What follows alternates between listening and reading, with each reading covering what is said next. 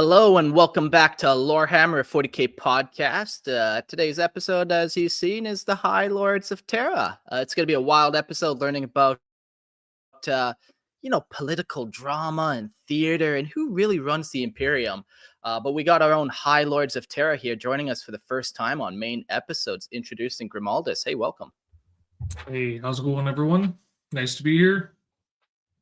Yeah, I'm happy to have you here. You've done a couple call-ins, and I'm like, I like what that guy has to say. And then just the other day, we did like a role-playing session together. That was a lot of fun and just got to kind of get to know you better as a person.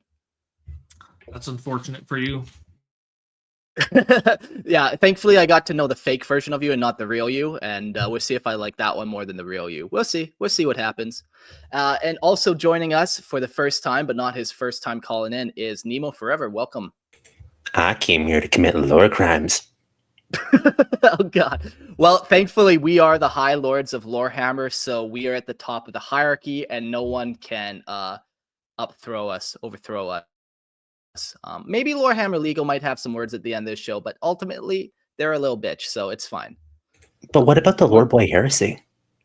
The lore boy heresy. Oh yeah, I don't like it anytime somebody says the word boy. It just gives me shivers on the internet. Unless it's, yo, boys, but singular, you're looking for trouble. Anyways, let's do some quick housekeeping before we get into the episode. We are doing some Discord stuff. Grimaldus and some other people have been wanting to put together a tabletop simulator, so that's been kind of cool. I know you've gathered a handful of people. Where are you at with that? Right now I got 5-6 people, myself not included in that list. So still looking for more people to join in. We don't really want to start it until we have about 10 people or more. All fun to prize for us, and it's probably either going to be round robin or ladder. Yeah, that sounds super cool, man. Like just battling off on tabletop simulator, army versus army. I keep wanting to play, but I just don't want to learn the rules. But I hear 10th edition's pretty easy.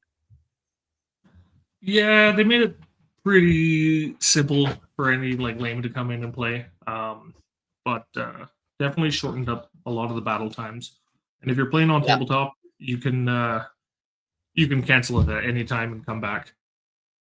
Oh, yeah, that's nice. Okay, so you don't have to do it all in one session. And yeah, maybe if you have 9 people, I'll be that 10th, or I'll be like a surprise round. Like, oh, you think you won the tournament? Wrong! I'm coming in to steal the prize money. Yeah, so go check out our Discord. We have lots of cool stuff happening there, and lots of ways to just get involved, or even if you just want to post pictures of your latest project. Yeah, lots of stuff happening on the Discord. Links are in the description below. And then I'd like to get into join the Imperial Tithe, help support the show. Mark's has to feed his family. There's ad-free versions on Spotify for $2.50, where you can get the video version and see our lovely faces for $5. Now, there is one-time donation, so you can find that link down low and throw Mark a Christmas gift. Ooh, yeah, that'd be very nice. Throw us all a couple extra bucks this Christmas season. The one cool thing I did a couple weeks ago was, if you don't want to listen on Patreon, I do have an RSS feed like for Spotify available. So if you go to Patreon, you can still listen to the ad-free version on Spotify. You don't have to listen through the Patreon catalog. So that's been very cool to get up and running.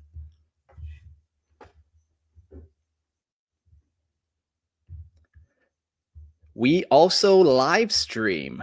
Yeah, you can come join the show. You can join the Patreon. You get access to live stream. We have a chat room going right now. People filling in messages. Jax is talking about, after 20 minutes of battle, I finally won the TTS tournament. And then Mark steps in and says, this is what I call an Erebus, as I steal all the prize money and glory. So look forward to that. The chat room, it's very fun. Like, I met you two guys through the chat room. So I think that's definitely the pipeline of, if you ever want to be on the show, start interacting in the chat room, start getting your name out in the Lorehammer community, and eventually you too can come on the show. Yeah, very cool. Let's dive into this episode. As I said earlier, the topic is the High Lords of Terra, an organization that has been around for 10,000 years and going strong.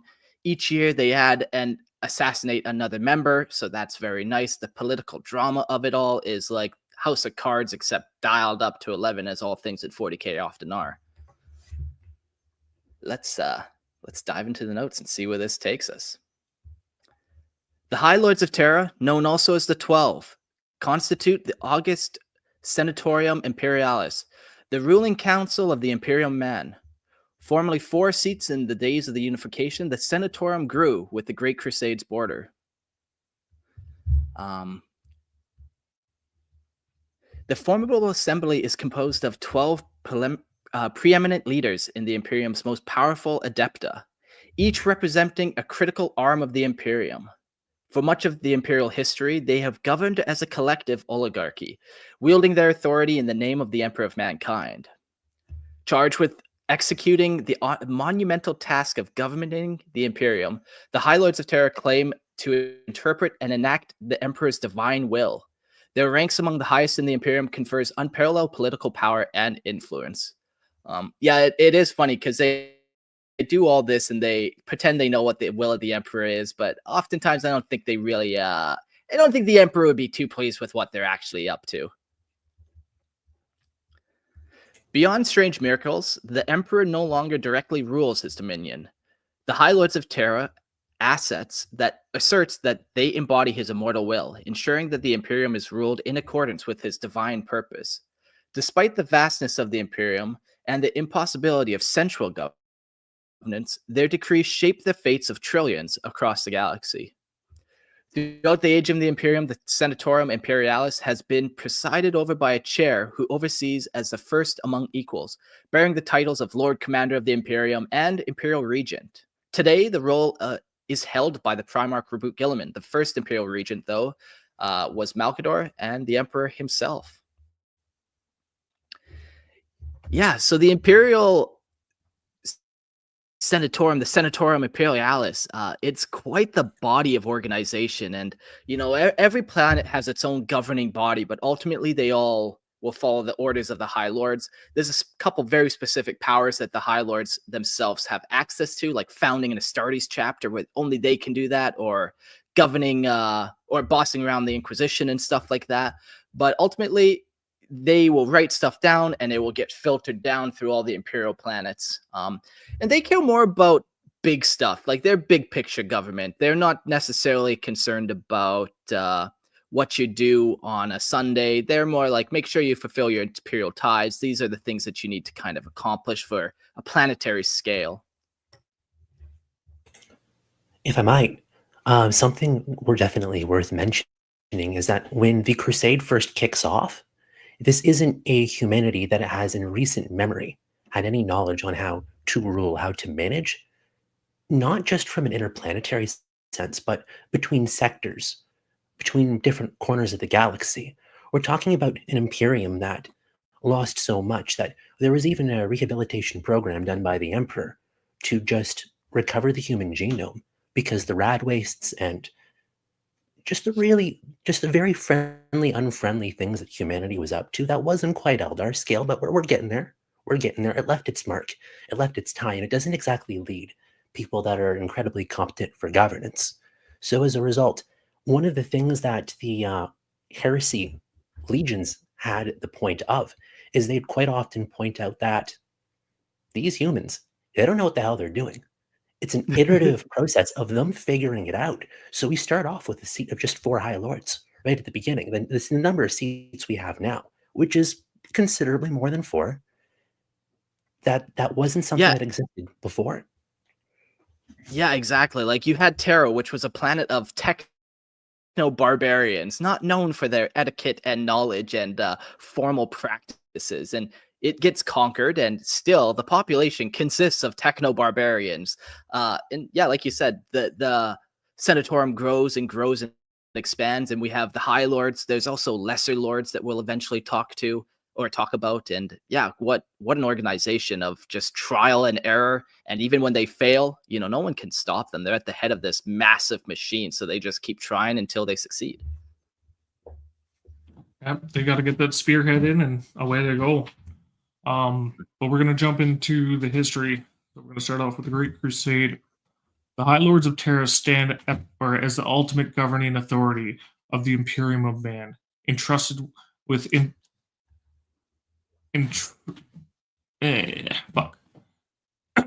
entrusted with interpreting the emperors and enforcing his rule across the galaxy, vast Imperium. At the command, the fleets of the Imperium mobilize armies, march monumental illids, such as the foundation of Space Marine chapters are deceased. Their orders are set to grim tides of the Adeptus Astartes, telepathic black fleet, into the motion, ensuring that the flesh tides of Psychers is gathered as dictated by Imperium law. Holy shit. Pressure's on, my man. Yeah, reading's fun. I always find people mock me for my reading. I got a bunch of comments, not a bunch, but every now and again somebody acts like a dickhead. But you come on here, you try reading. It's tough. Getting your words are hard. Words are hard. It's hard, man. Especially most people read in their head, so you know you can read real quick in your head, and then you go to speak out loud, and you're like, "Oh fuck, I haven't talked to a normal human in 8 years. What am I up to?" In this Don't worry, hobby, do bud. we ever speak to normal humans? No, man. No. I'm speaking to like one person over there and one avatar image of a space marine on a throne, so that's nice always. Are you AI? So we'll jump back into this. This Senatorium Imperialis reflects echoes of ancient humans governed, mirroring eras before the Imperium's birth. During the early days of the age of the Imperium, the Emperor himself ruled directly, supported by his War Council, a group of critical advisors that included the Fabricator General of Mars, Pasadova of the Navigator Houses, and the indomitable Malcador Sigillite, his greatest allies during the Unification Wars of Terra. When the Emperor departed Terra to lead the Great Crusade, he entrusted Malcador to act as his regent and proceed over the newly established council in Terra. Over the course of the Great Crusade, the Emperor reclaimed the galaxy, freed humanity from countless chains. He rediscovered the lost Primarchs and integrated them into his plans.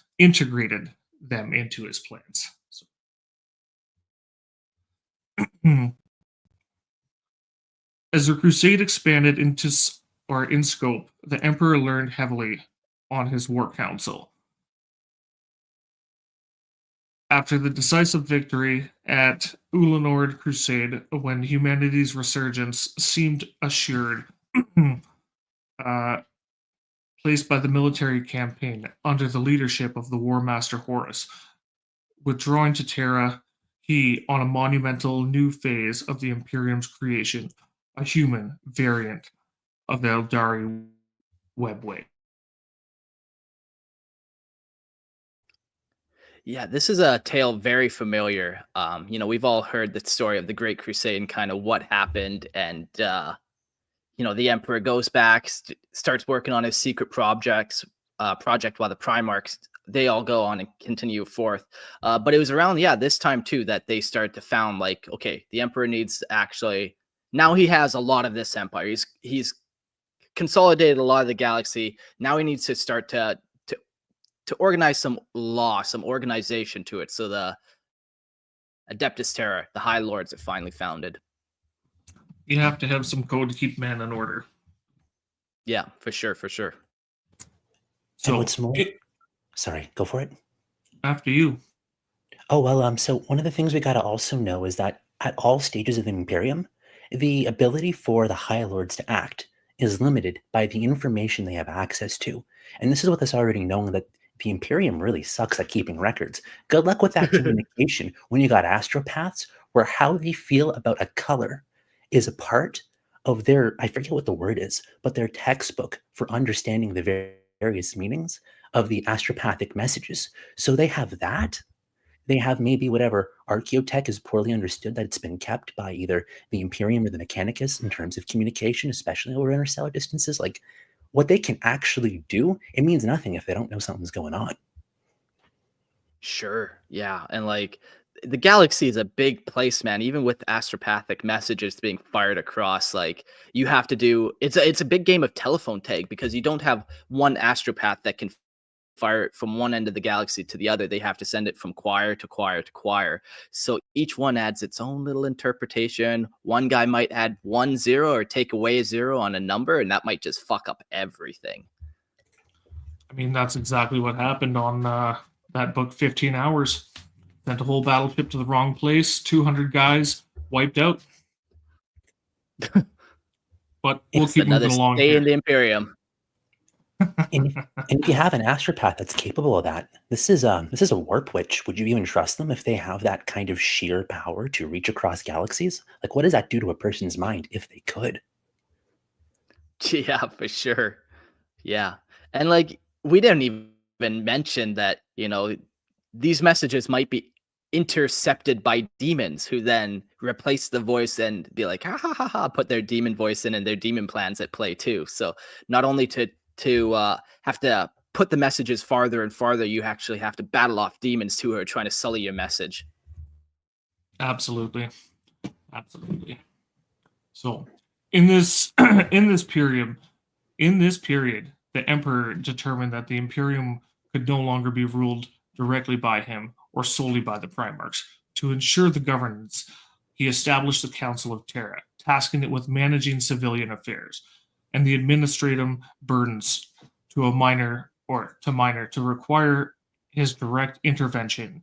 Meanwhile, the War Council, led by Horus, retained authority solely over the military direction of the Great Crusade. The Council of Terra, rise sparked significant resentment amongst the Primarchs, chafing and ceded control of the Imperium's direction to claim inferior, weaker, ignorant,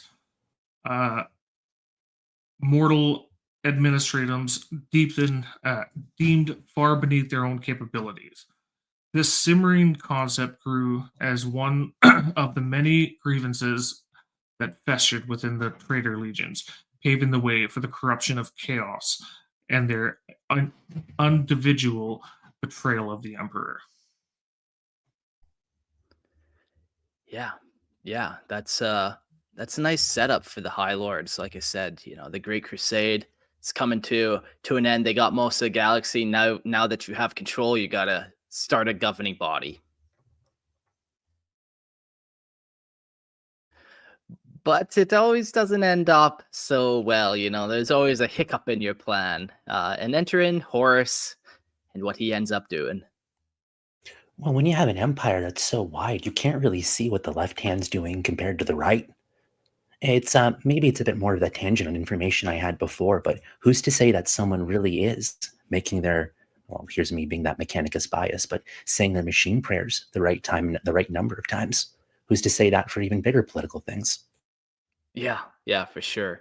Yeah, just the yeah, and understanding too, like there's a lot of stuff like just imagine you're going out to conquer the galaxy and every planet that you come across, they speak a different language and they have a different culture. And now you're trying to integrate them and they have their own customs and they have their own you give one culture a handshake and it's all well and good, and you give the next one and it's a sign of warfare. So all this information is like trying to get collected and bound together, and it would just be a near impossible task.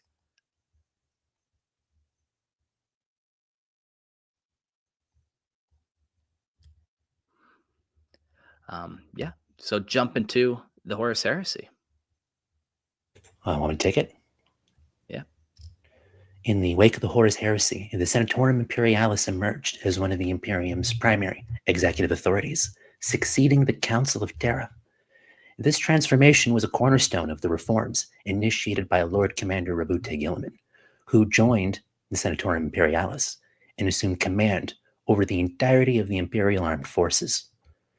By the early 32nd millennium, the rise of the imperial creed and the cult of the Savior Emperor as the Imperium state religion solidified the Ecclesiarchy of the Adeptus Ministorum as a permanent member of the Senatorum, making a profound shift in the council's composition. And it's might be worth making a note here that when you consider the previous understanding of the imperial truth, the fact that the imperial creed in only a couple millennium made its way with a representative on its own to High Lords of Terra, that's kind of nuts. That didn't take long. If you guys want to comment. Yeah, no, that really is quite quick. And just for those who don't know what the Imperial Creed is, it's just like the code of the Emperor, where science and reason will prevail, and it's kind of the highest tier of belief, where a lot of the false idols and false beliefs, and even just superstitious beliefs, were kind of cast aside, and yeah, science was kind of put at the forefront. That's kind of Which like anything. Oh, yeah, it's just like anything. You come in, new body comes in, says, "This is what we're doing. This is how we're laying down the law." Instinctually, at least for myself, I always want to go against the grain. So I mean, makes sense why a whole lot of other individuals jumped on that too. Yeah, yeah. And like it's easy to kind of believe in, like, man, it's tough to believe in the unknown. So somebody comes and says like, "Oh yeah, don't worry, like there's no proof of other gods out there. You don't need to worry yourself with that. Like here's some science, like 1+1 = 2. We can all get on board with that." Like it's easy to kind of put your faith in that kind of system all of a sudden. And then you get the Chaos Warp Spawn just wandering on your bridge with too many teeth, too many asses, and too many smiles. We don't talk about the Chaos Warp Spawn though. That doesn't exist in science and reason land. You guys can't see it if you don't have access to the Patreon, but Grim might have some subversive tattoos. Ain't that the truth? In the 32nd millennium, Gog Vandire, master of the Administratum, seized the imperial seat of power through the Senatorum, plunging the Imperium into chaos during his infamous reign of blood. When the existing High Lords demanded accountability and called for Vandire's execution, Vandire dissolved the Senatorum Imperialis outright, branding the Space Marines, the Astartes, and the Adeptus Mechanicus, and the opposing lords as traitors to the Imperium. Ultimately, Vandire's rule ended in betrayal by his own bodyguards, the Brides of the Emperor, later known as the Adeptus Sororitas. Their defection came after loyalist forces, led by the reformist Ecclesiarchy priest Sebastian Thor, launched an invasion of Terra to depose Vandire and restore order. And also a quick side note there, the Golden Boys, the Custodes, they also played a bit of a pivotal role there, just in case there's any fanboys that will be salty if we don't mention them. Yeah.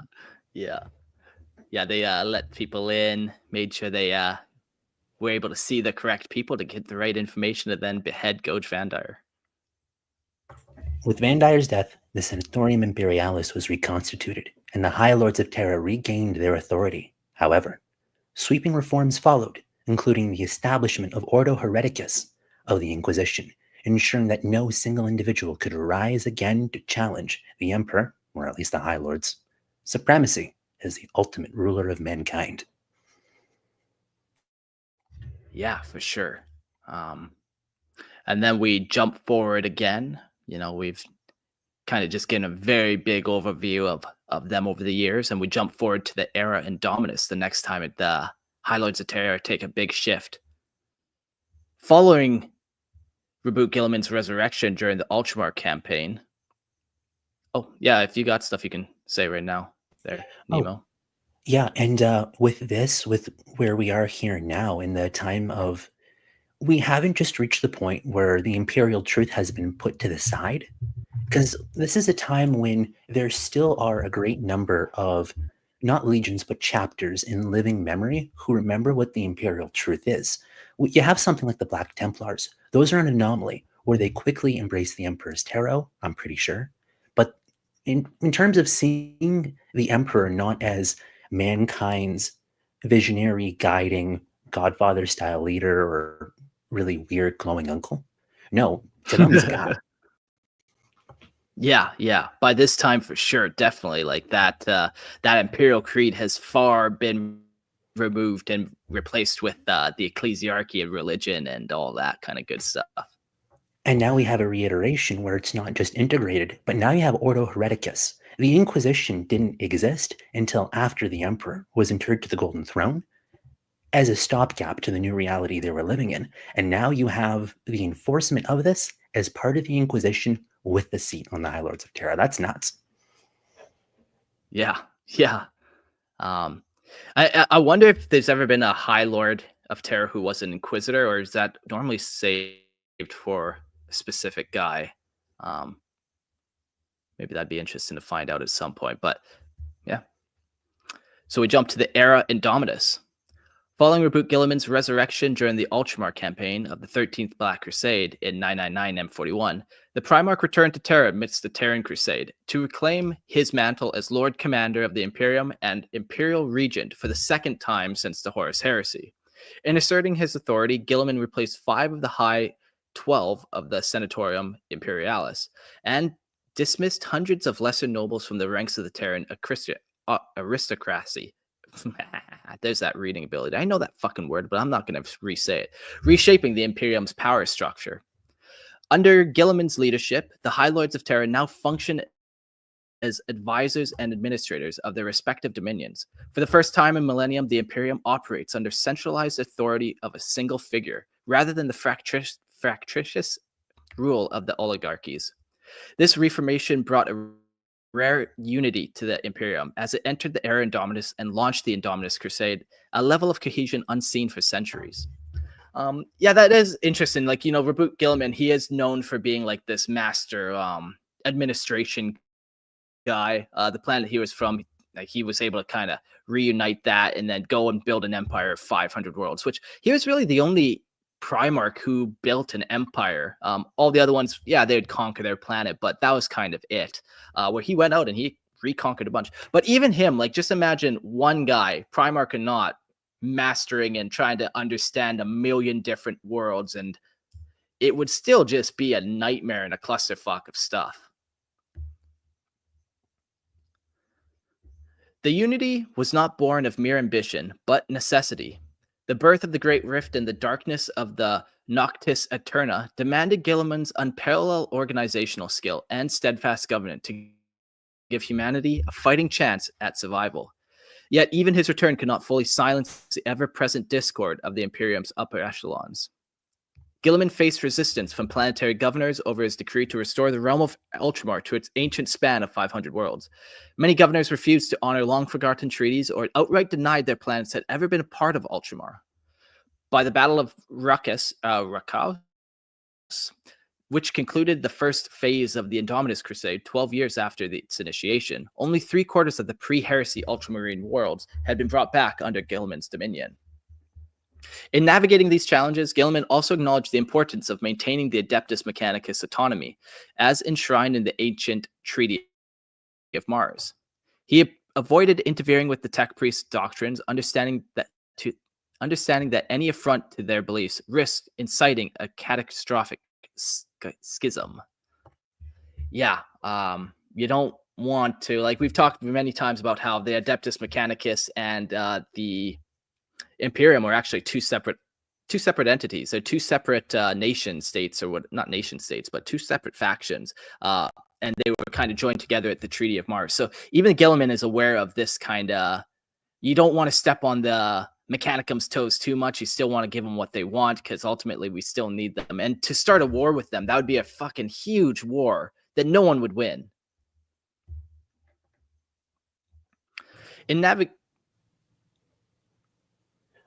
Yeah, and then you also have, damn it, what's his name with your favorite type of Astartes, Mark?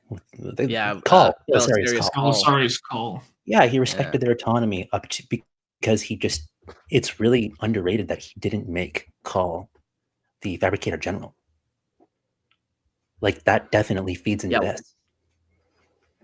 Yeah. Why do you think he didn't make him general? Like, just didn't want to give him too much power, or like? Well, it's just here. I mean, if he's gonna like, normally the Fabricator General is like an internal appointment as far as the Mechanicus is concerned, but now they're an Adeptus.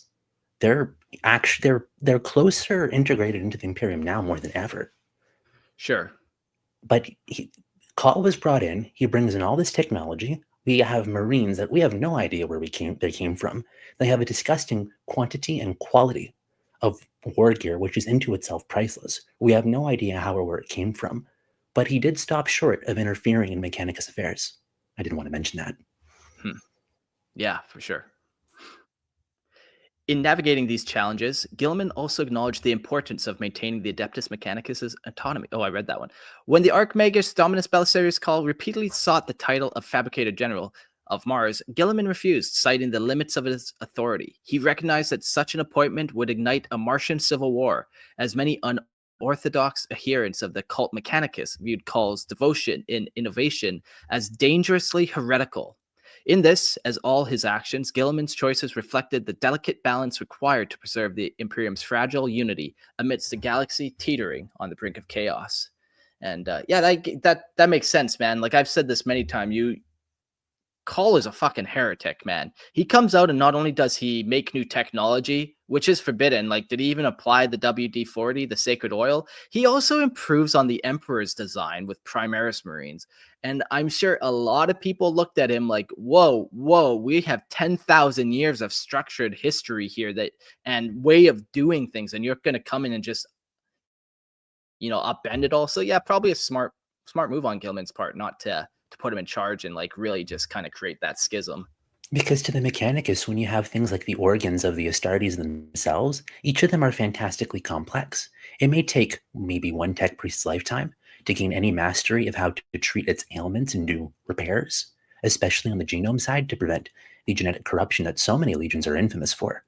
No, it's information itself can be like a temple, and now you have a level of innovation that was treated as heretical during the heresy. Yeah. I like that. Information can be treated like a temple. Yeah, man. Like knowledge is power. Guard it well. Like if you know how things work, you're going to be the most powerful person. If you know how things don't work, that's equally as powerful. Now, correct me if I'm wrong.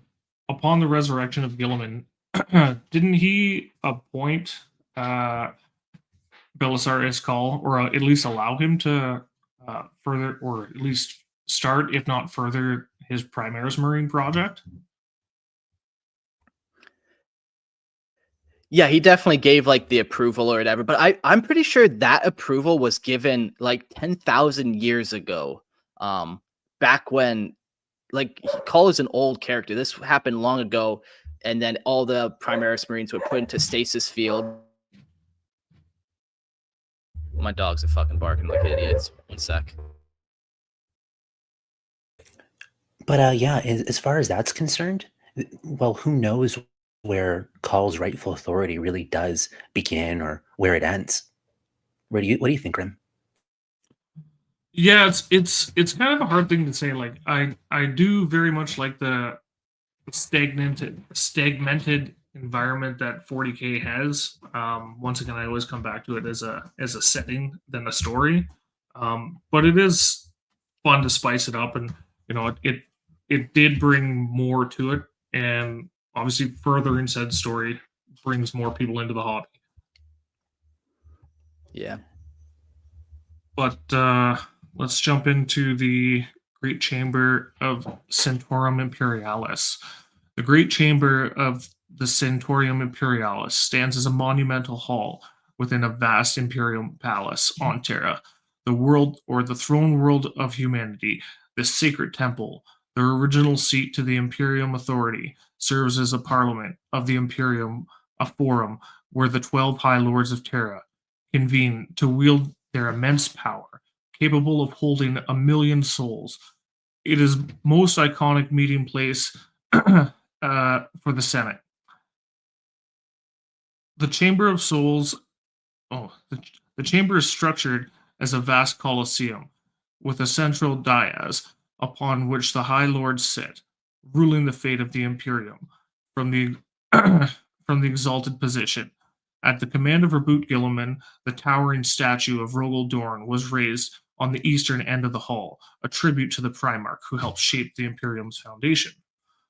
While the Great Chamber remains the most renowned gathering place for the High Lords of Terra, it is not the sole venue. The Lords often deliberate in smaller, more private locations, where the weight of their decisions is felt whispered in reverence. Yet the grandeur of the hall, its Colosseum scale, and deep significance, ensures it remains in the heart of the Imperium power, a symbol of the authority and unity of the fractured galaxy. The Great Chamber bears scars of the Imperium's tumorous history. During the early days of the Siege of Terra, it served as a symbol defiance endured, where the Council of Terra met to maintain an appearance of governance and stability amidst the chaos. Though the battle left the chamber grievously damaged, it was restored to its former glory by mid-M32. The hall is once again echoing the weight of the Imperium decisions. It endures its walls steeped in legacy of countless monuments, a political mechanicum, and remains an unyielding testament to the power of the Imperium of the High Lords who govern it. Yeah, what a cool building this would be, man. Just this massive structure. Everything on Terra is already so big, you know.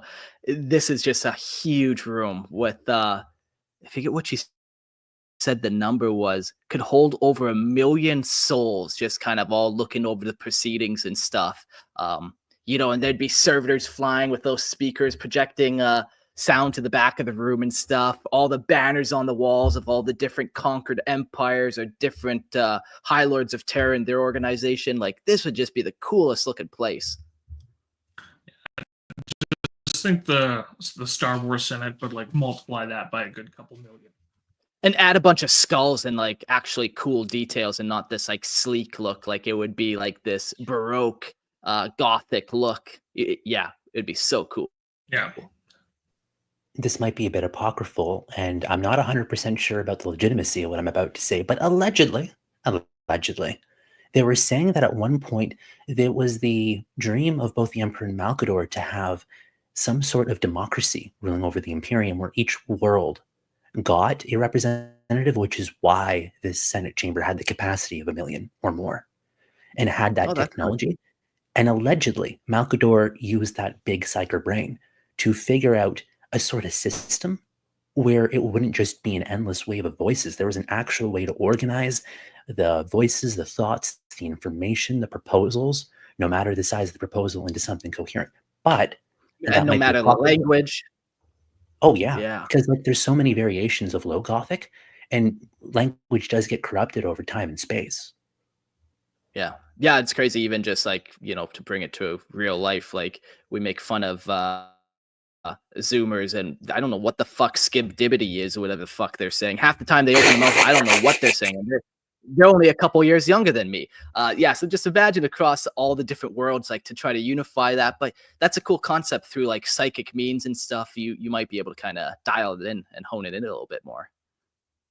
You know that statue of Dorn they got there? Mm-hmm. Dornian heresy would be so embarrassing. We got to do a Dornian heresy episode. It's been mentioned a couple times now. Yeah.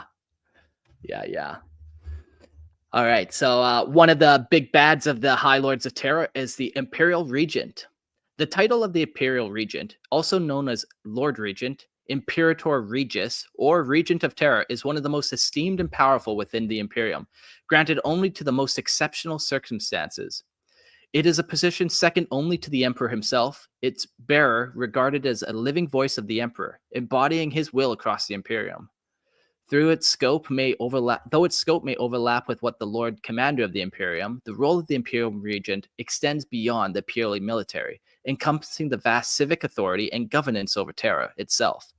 In times when the Imperium requires a guiding hand, the Imperial Regent is the unchallenged figurehead commanding both respect and fear across the galaxy. The post of the Imperial Regent is shrouded in mystery and reverence, often seemed as an emblem of the Emperor's enduring will, particularly after his withdrawal from the Great Crusade. This retreat, as he focused on his own secret and I fucking hate that word, enigmatic projects, left Terra in need of a leader to maintain the authority of the Imperium. To safeguard such a position, the Imperial Regent has historically been assigned a personal guard of the Emperor's elite warriors, the Adeptus Custodes, ensuring that no challenge to his voice could go unanswered. In this role, the Imperial Regent is both a symbol of the Emperor's enduring presence and a powerful ruler in his own right, directing the Imperium's vast bureaucratic and military might of the Emperor's steed. In the Emperor's steed. So the very first regent was Malcador. And it's the voice of the Emperor. Like, this is not always appointed. There's not always an Imperial Regent. It's the second highest position, and like only truly the trusted. Like, if not for Malcador, if not for Primarchs, I don't think this position would ever be filled. Ersatz is saying in the chat there, Hugo Weaving. I think he'd make a perfect, what do you say, Imperial Regent. Okay. Cool. So we're gonna. Oh, there we go. We're gonna go into the Lord Commander of the Imperium. The title of Lord Commander of the Imperium represents a pinnacle of military authority within the vast, unyielding hierarchy of the Imperium of Man. The power is rivaled only by the Emperor himself, originally held by the Primarch Rogel Dorn. During the... What is that word? Tumultuous?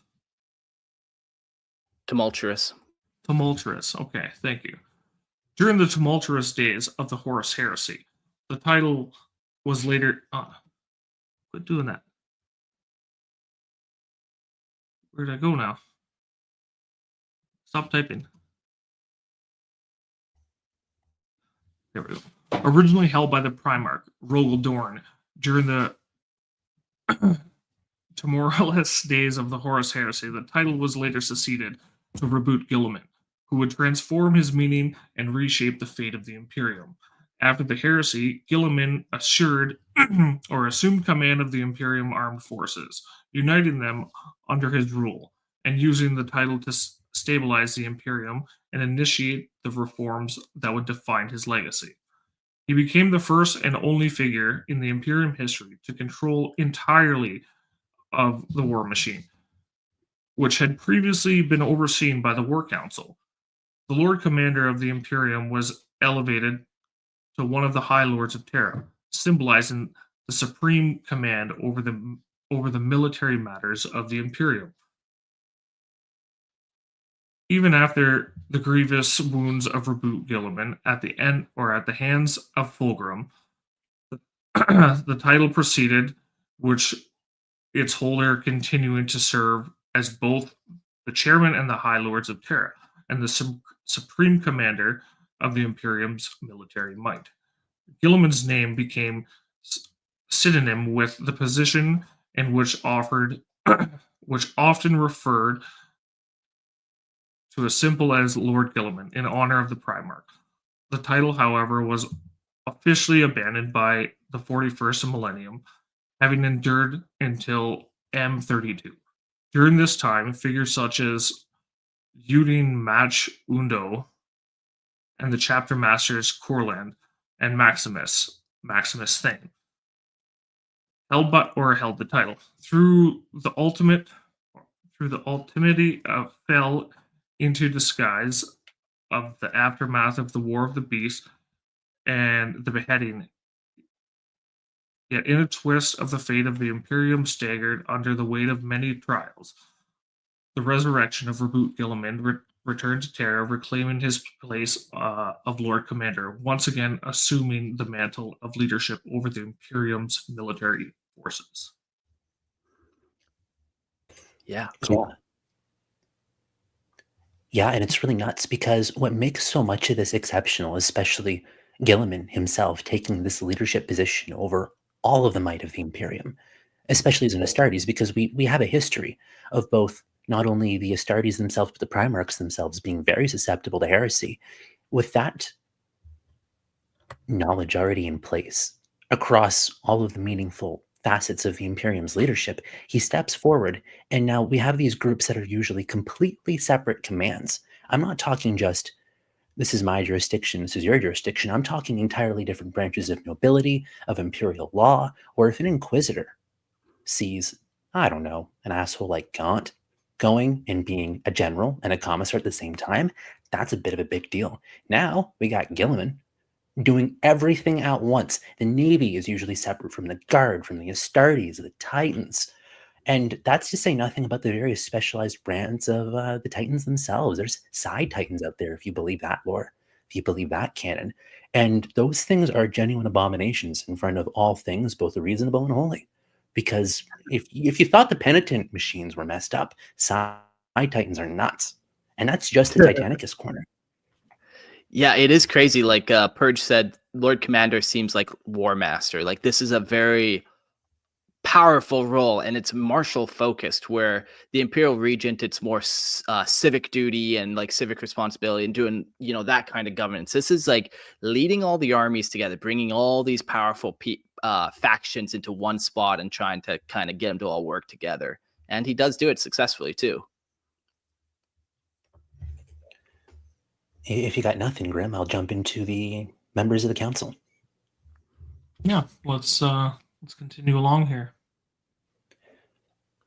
The Chancellor of the Imperial Council, or the Chancellaris Senatorum Imperialis in High Gothic, stands as the chief bureaucrat of the Senatorum Imperialis. This title, though not a formal seat among the High Lords, holds immense power and influence, for it places the Chancellor at the very heart of imperial governance. So this is a position of influence like you'll see very few of in the Imperium.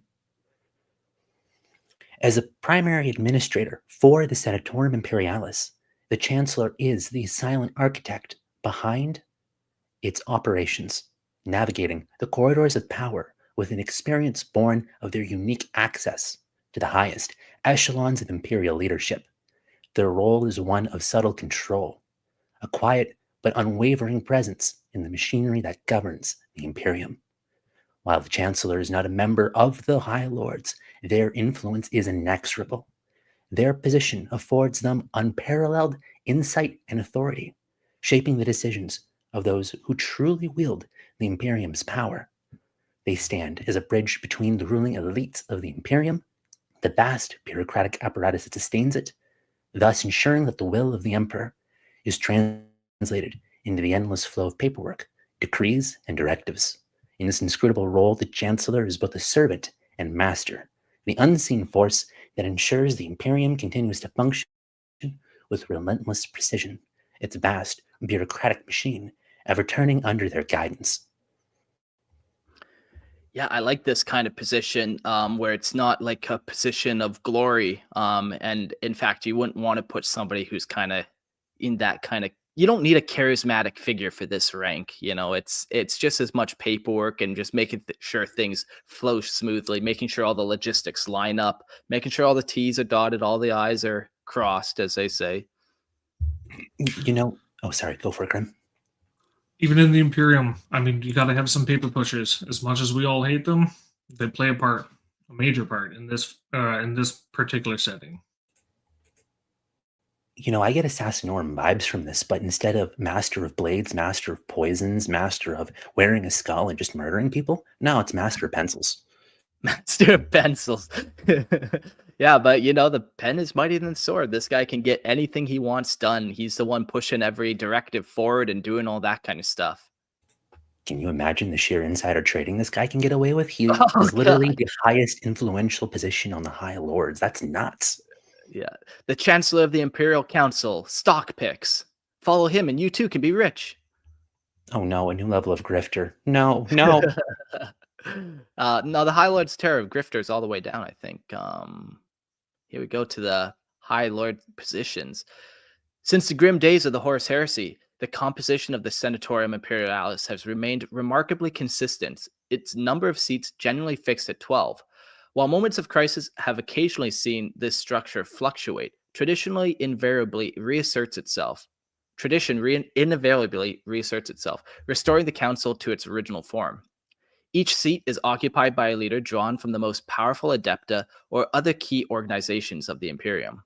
The selection process is governed by an intricate web of tradition, political maneuvering, mutual obligation, veiled threats, and calculations of shared interest. These forces determine who holds the powers and who is excluded. Certain adepta and institutions are so integral to the Imperium's functioning that it would seem inconceivable for the leaders to be excluded from the High Lords of Terra. Yet across the vast millennia, such exclusions have occurred. The High Lords in office have historically taken great pains to secure the preeminence of their positions, crafting elaborate measures to ensure that upon their death, their seat is automatically inherited by their organization's new leader. Despite occasional deviations, the Imperium's foundational institutions, the cornerstones of its vast power, are almost invariably represented on the Senatorium Imperialis. These roles are filled by individuals whose authority and influence are indispensable to the Imperium's survival. Though historical records differ in the exact enumeration of the Senatorium's composition, certain possibilities are so vital that the occupants are essentially guaranteed a seat. 9 of these offices, tied to the most essential organizations of the Imperium, are always represented on the High Lords of Terra. And yeah, we'll get into each of these kind of crucial. There's kind of 3 branches of the. Well, there's a couple more than that. There's maybe 4, we'll say, of the High Lords.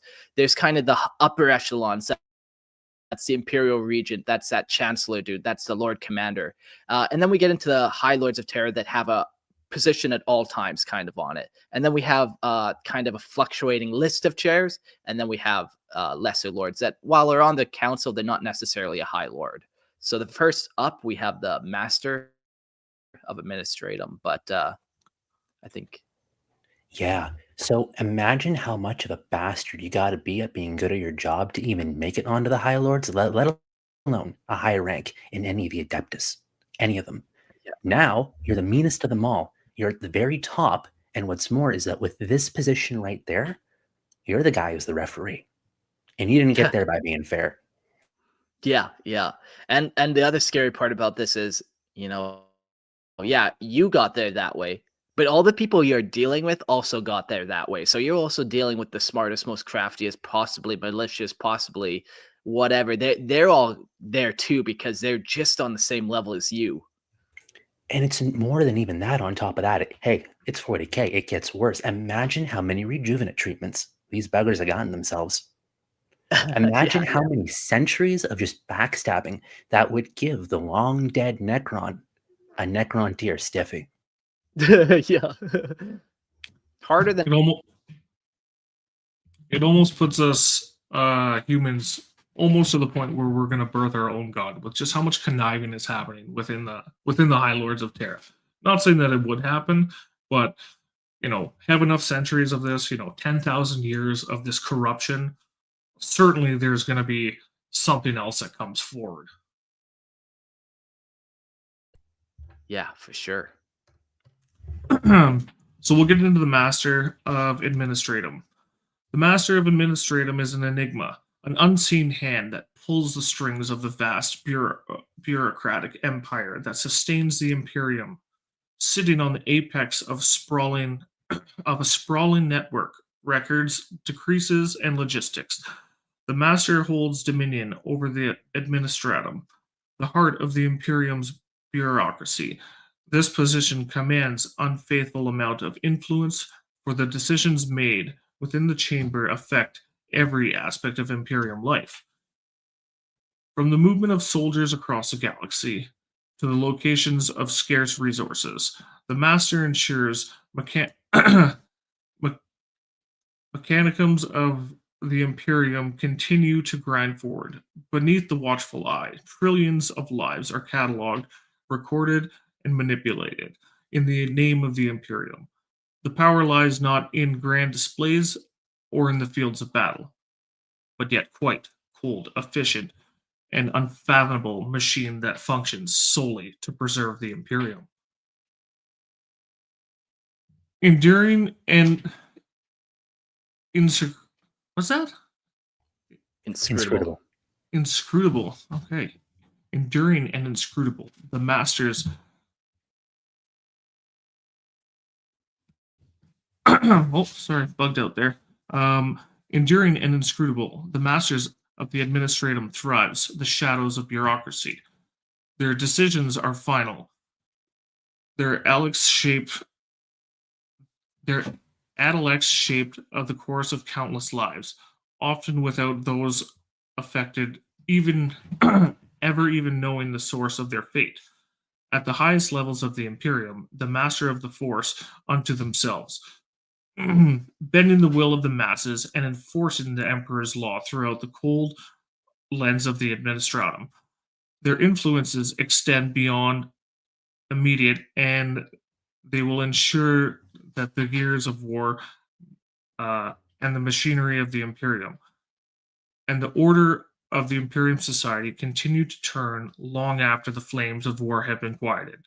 Their power is enigmatical and inviolable. No, what's that word? Inevitable. Inevitable. Wow, words are hard. And they're not even fun words either. You know, why can't we all just be psychers and psychically communicate like the Melkor is trying to set up? We'll get there, though. Through technology and enough sacrifices, I think we can make it happen. Or enough, autism works its way through. We weed out the neurotypicals. We might be able to make our way there. Oh, no, we want way less autistic people, for sure. Really? I think Damn we it. want smart people. Damn it! Fuck, Nero's out. Nemo's out. Inevitability, shaping the fate of humanity from behind the veil of inscrutable paper and ritual. Yeah, so just the master of paperwork, making sure everything's working.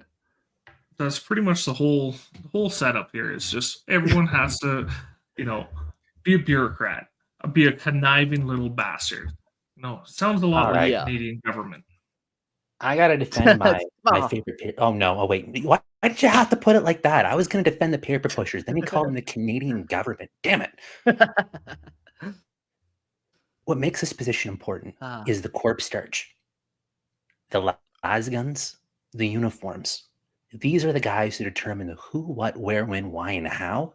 And I think of my favorite unofficial joke from within the guard is that at one point the Arbites lost not the Arbites, Freudian slip. At one point the administratum lost the paperwork so hard that the reinforcements called to the next major work front were 100 years later. Their skeletons were dug out of their graves, put on the mass transports, sent over, much to the chagrin of the guardsmen at the front. And then it took another 100 years to figure it out. Yeah. Yeah, and even then they didn't figure it out properly. Yeah, wouldn't that be just the worst? You're like, yes, finally, reinforcements have arrived. They just start rolling out caskets for the funeral procession. They're like, wait, I thought you ordered this. You're like, oh. Yeah, or it goes into like, well, that's the master of administration. Womp womp. I'm gonna bring it back to that book, 15 Hours. One of the characters talking about the Imperium had sent out prophylactics for them, based on them, being on frontline soldiers, and probably most of the male, at least every person in that, other than the nurses in that book, were male representatives. So we know that they're not using these prophylactics on the orcs. Hopefully, not each other. Why are they sending these? So if they do use it on each other, this is the grimdark for sure. But why waste your gene or why waste your seed? We've talked about this before in previous episodes. If anything, that should.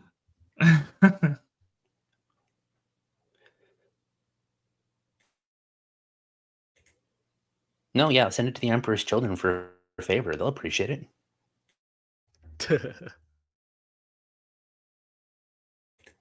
Shall we continue?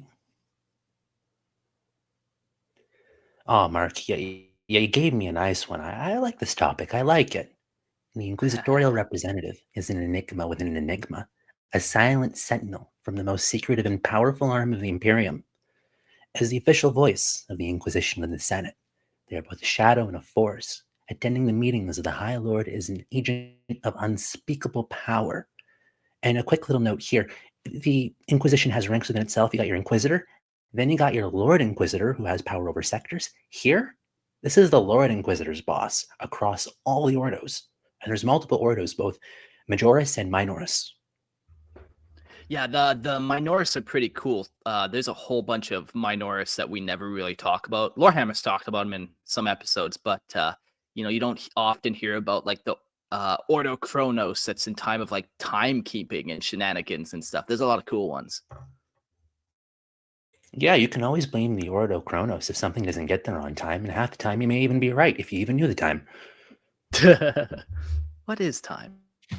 It's a human construct. It doesn't matter. Then you have the angry Necron saying, "It's human, damn it!" It is said that the representative's sole purpose is to maintain the Imperium's fragile balance of power, ensuring that the darkest secrets of the Inquisition remain shrouded in mystery. They do not speak often, but when they do, their words carry the weight of untold lives, and their gaze pierces the hearts of those who would oppose the Emperor's will. Their loyalty lies not with any one faction, but with the Imperium itself, for it is their duty to safeguard the Imperium from internal threats, from corruption, and from heresy, no matter the cost. Mysterious and inscrutable, the inquisitorial representative is not one to be trifled with. The full scope of their authority is known only to a few, and their ability to move within the shadowed corridors of power means they can strike decisively when necessary, while others may wield their influence through power, politics, war, or faith. The Inquisitor's weapon is the unseen hand of the Emperor's judgment. This representative serves not only as a member of the Senatorum Imperialis, but as a reminder that the Imperium's survival hinges on the eternal vigilance of those who stand against the darkness, even when that darkness lurks in the heart of mankind itself. Yeah, like very cool. Like this guy could be in charge of definitely going over the paperwork, making sure that the planets aren't going through some chaos uprising. Then, yeah, making sure that the right agents are sent to the right spots. Like, man, we really haven't heard from this sector in a while. Or we have heard from them, and all we get from the astropaths from that sector is just gibberish nonsense. Maybe we need to kind of investigate this, make sure everything's still kosher over there. Lord General, why did you order 2 sets of prophylactics for your men? Heresy. The same reason why we ordered 2 bags, one to cover your head and one to cover theirs. Oh, nice. Forward thinking, I suppose. Yeah, definitely a cool spot. The inquisitorial representative. Also, yeah, you really wouldn't want to ever take his attention. If you're under his watchful eye, yeah, chances are good you fucked up somehow, and it's not going to end well for you. Up next, we have the Ecclesiarch of the Adeptus Mechanicus. The Ecclesiarch is the spiritual heart of the Imperium, a towering figure whose presence is felt in every corner of the galaxy. As the head of the Adeptus Mechanicus, the Ecclesiarch's word is the voice of the Emperor's will, and their authority extends across the religious institutions that bind the Imperium together. Their role on the Senatorum Imperialis is not merely to offer counsel or support, but to ensure that the Emperor's divine light burns eternal in the hearts of humanity. The Ecclesiarch is not merely a religious leader. They are a pillar upon which faith of billion rests. In their hand, the fate of the Emperor's religion is held, and with it, the unity of the Imperium itself. They lead with a fierce devotion to the Emperor, often wielding influence that rivals the greatest military commanders and political leaders. For they command the loyalty of the masses in ways no mere mortal ever could. With the strength of their faith as their weapon, the Ecclesiarch shapes the destiny of the Imperium, forging unbreakable chains of belief that bind the galaxy's countless souls to the Emperor's divine will. Their voice resounds across the Imperium shrines and cathedrals, rallying the faithful to war, to devotion, and to sacrifice. They are the living embodiment of the Emperor's light in a dark galaxy, and their power extends far beyond the Senatorum Imperialis. Whether on the battlefield leading the Adeptus Sororitas or in the halls of the Imperial Palace, the Ecclesiarch's influence endures, shaping the very soul of the Imperium. Their inscrutable faith guides the Imperium, holding it together as it endures the ravages of time, war, and corruption. Yeah, this position's pretty cool. Like, it's partly a counselor. You know, the other High Lords can go to it for like really deep matters and like, what do you think the Emperor's will really is in this situation? Like, how do I best serve him? Or if they're having matters of faith, like, man, I'm just struggling with damning another billion souls of the Emperor to death here on this planet, on this backward world. It's like, don't worry, they're dying and they will join the Emperor in due time. And like, it's part counselor, but then also, you know, guiding the ecclesiarch. Like, is this the guy that's really setting which pillars of faith should be followed, which ones are old? It's a very powerful position, like, you know, space pope for sure.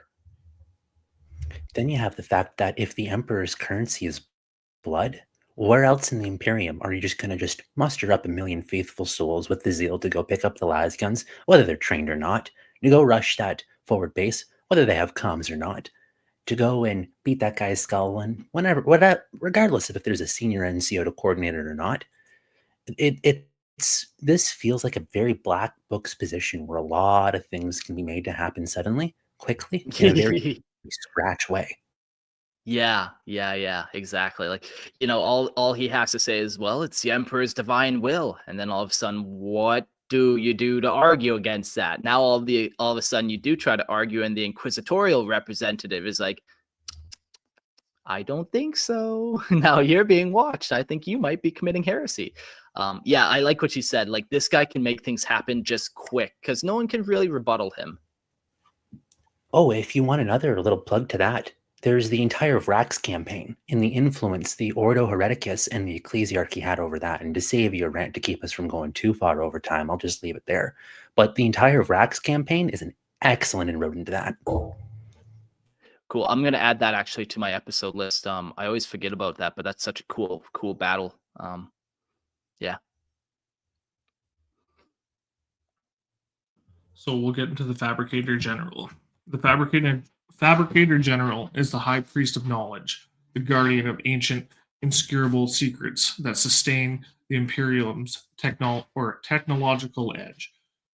As the supreme leader of the Adeptus Mechanicus, they hold dominion over all the forges and laboratories that power the Imperium's mighty war machines, weapons of faith and unstoppable engines of destruction. Their positions in this Senatorium Imperialis is one of the absolute authorities for the Adeptus Mechanicus. It is a cornerstone of the Imperium's strength, their mastery over technology, and unchallenged. The Fabricator General's power flows from not political halls of Terra, but the furnaces like the forges on Mars, where the secrets of the machine god are kept. From here, they send forth products of their craft, ensuring that the Imperium's vast war machines is always well equipped to crush the enemies. Their loyalty lies to the Omnici, but their position within the Senatorium serves to maintain the fragile unity between the Adeptus Mechanicus and the Imperium's other factions. Imposing an insurrectable, the Fabricator General's true intentions are known only to the few that can understand the depth cryptid language of the machine god. Basically just binary code. Easy enough. Yeah, pretty much. While their power is insequential, the matters of technology, their presence within the Senatorium is a reminder of the delicate balance between the delicate balance of powers that hold the Imperium together. The Fabricator General is a figure of calculated neutrality, working to ensure their knowledge of their creations remains untouched by the whims of lesser politic forces. Their loyalty is to the Mechanicus and the Omnici. And the other answer they answer only to those understanding the machine's mysteries, rival as their own in the way that the Fabricator General represents the cold, eternal march of progress within the Imperium, an insecurable force that will endure long after powers have fallen away. Yeah, cool. Yeah, not only does this guy have a seat, he also is the leader of that second wing of the Imperium, the whole Mechanicus. So this guy has got a lot on his plate, but it makes sense that he would be in this position. So I thought I had read something somewhere that the current fabricator general is actually a giant, basically computer. And when Verboot had taken basically command of High Lord or High Commander, did he not want to take him out just because the logistics of moving him off of Terra was astronomical? Oh, damn, yeah, because the guy's a house, or basically almost small scout ship sized, isn't he? Yeah, that's it. Or thought I had seen something like that. Yeah, I do recall there being one tech who kind of was like that. I'll check if it is the Fabricator General. It might have been one of them. Something also worth mentioning is that throughout the history of the Imperium, the Fabricator of Mars, Fabricator General of Mars, and what he represents, they're known to stay largely neutral in many imperial affairs, in the same way that, well, the two different sides, and they're not really supposed to be sides, but in reality they are. They approach very different ways of worship. They have very different values, very different systems of worship. Their understanding of the machines they use, like it's the difference between, hey, I'll go to this guy to get my las gun fixed, compared to, this is my machine altar. My job is my religion. You could say they're Yeah. almost orcish if orcs had brains. And yeah, you were right there, Grim. Ode Odua Rakasan, the current Fabricator General, has taken enhancements to the ultimate extreme. As such, is the size of a building needing bulk lifters to carry them to the colossal meeting chamber of the High Lords, where he towers over them. What a fucking funny concept, man. Just this building being kind of shipped around. It's just this computing system. 0011001, 0111011. Yeah, perfect. I love it. Yeah, you screwed up when the giant building takes issues with your current political stance. Yeah. That building has like sentry cannons on it too and stuff. Like low servers manning it. The building is manufacturing the shells that it's firing at you as it's shooting. Yeah, what the Just fuck? unlimited feed. Fabricator General goes Bert. Unlimited power. Yeah, definitely probably one of the most powerful positions on the High Lords for sure. Shall we then, gentlemen?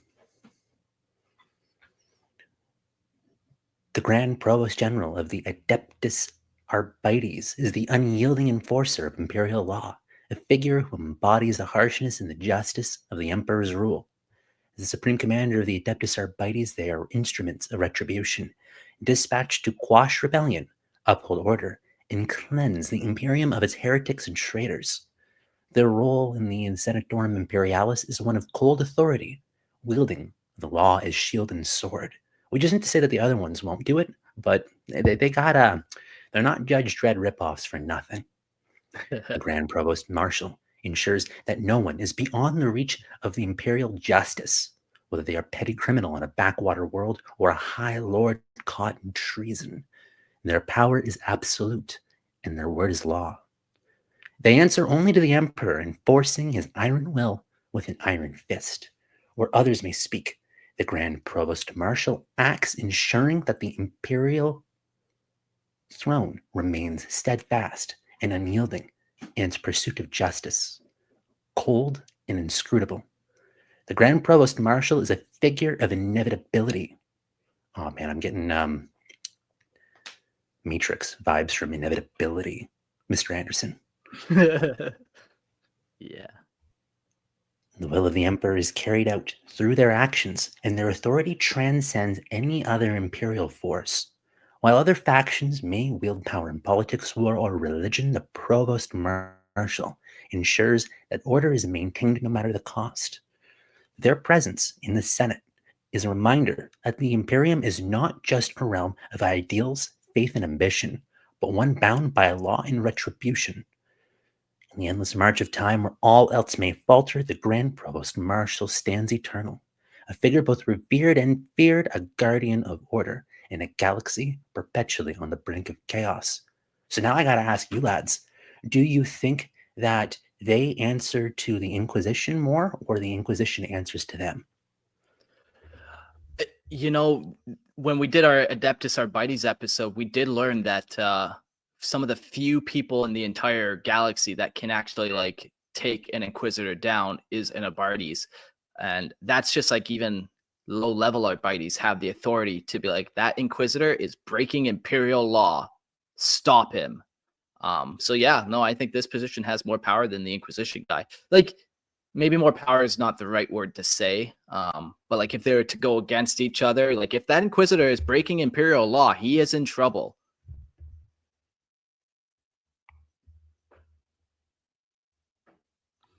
Yeah.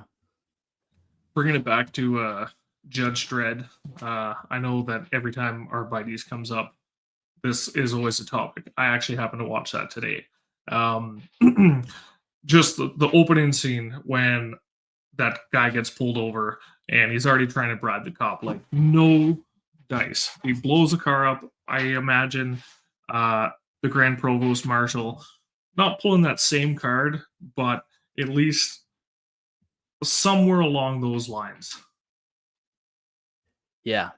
Purge says in the chat, depending on the action, if it is a matter of law or faith. Yeah, that's kind of a good way to say it. Like if you're breaking the law, the Arbites are going to get you. Where if you're breaking like some type of faith act, then the Inquisition's going to get you.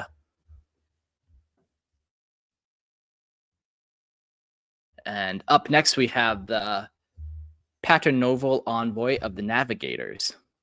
The Paternoval Envoy of the Navigators holds a position of profound influence within the Senatorium Imperialis, standing as the voice of the Navigators, who chart the stars for the Imperium.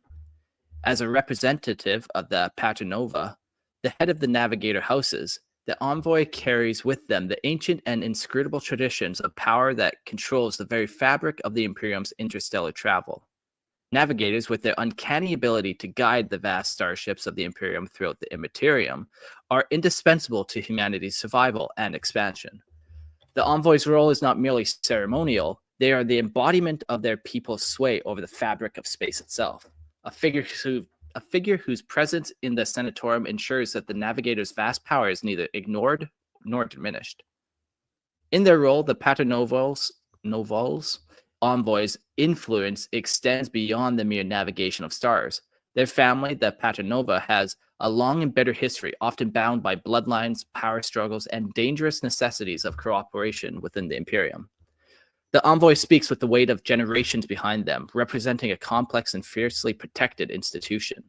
The Paternova may never leave the safety of their home in the Palace of Navigators, but the envoy's word holds dominion over the flow of humanity's greatest vessels through the warp. This enigmatic power, this essential role within the Senate, cannot be overstated.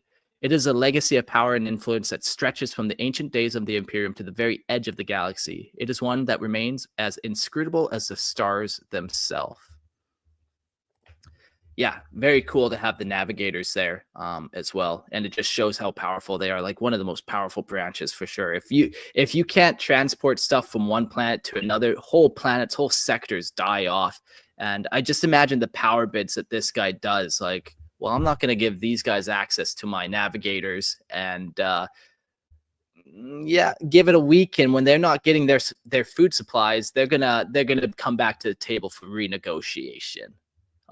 The wealth that they'd be able to amass, the power that they would be able to amass just due to being able to control transportation is crazy. And from that negotiation and from that power, you'll also see various skill levels of navigators be assigned to different forces. And you'll see the prestige of the force they're being assigned to also having an impact, because they are Navis Nobilitae. They're nobility of the Imperium. They'll gladly be navigators for a Titan Legion, for Legiones Astartes, or sorry, the Adeptus Astartes chapter format there. They'll gladly, they may not gladly be a navigator for Black Ship because it's covered in nulls and they are psychers themselves, but yeah, you got that. Yeah, like the black ship's like a punishment position for sure. But yeah, isn't that interesting? Like, yeah, whether you're on an Astartes capital ship, battle cruiser, or you're on just your regular kind of transport freight, like these guys would have such varying positions. Um, yeah, you kind of mentioned that they're nobility, and it's very, uh, sometimes when you think of nobility, you think of inbreeding and all that, and you got these creatures of such power, but they're also like deformed and hideous and often locked away from everyone else on the ship, and often they only feel comfort in like around their own kind, essentially. That guy has 8 fingers and 3 ears, like he's a fucking freak. No one likes him, but he's one of the most powerful people on the ship.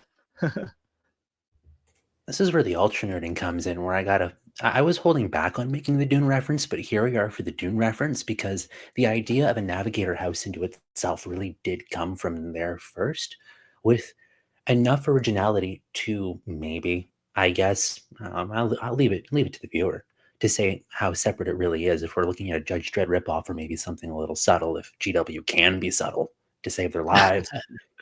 But yeah, like these are the guys with the third eye. These are the guys who directly peer into the warp.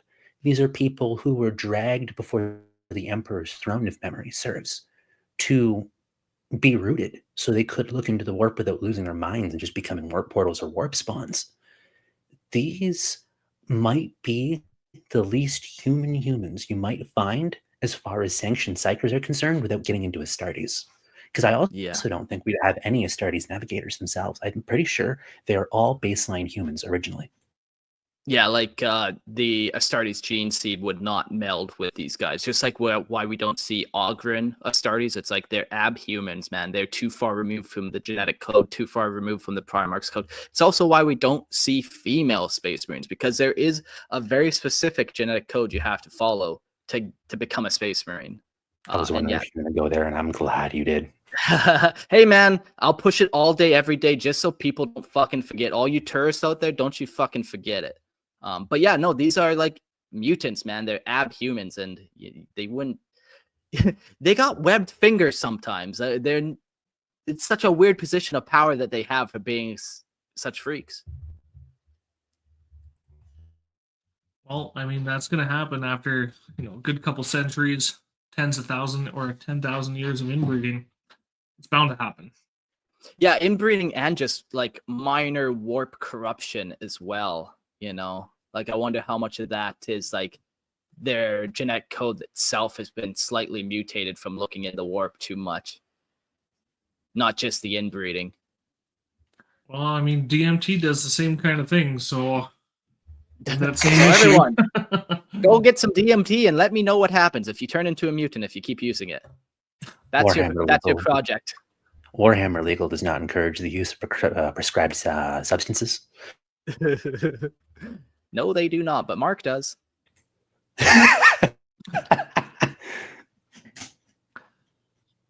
We're gonna move on to the Master of the Astronomicon. Hi, Cap. They're a figure of immense importance. They're positioned foundationally to the very survival of the Imperium, charged with overseeing the Astronomicon, an ancient and unyieldly beacon of psychic light that guides humanity's vast fleets through the treacherous warp. The Master ensures the Imperium starships can travel across the galaxy with a measure of safety. Isn't that really what the Gellerfield does, though? Like, doesn't that kind of help to a degree? Like, it doesn't guide them, but it protects them from the warp. It gives them that little bubble.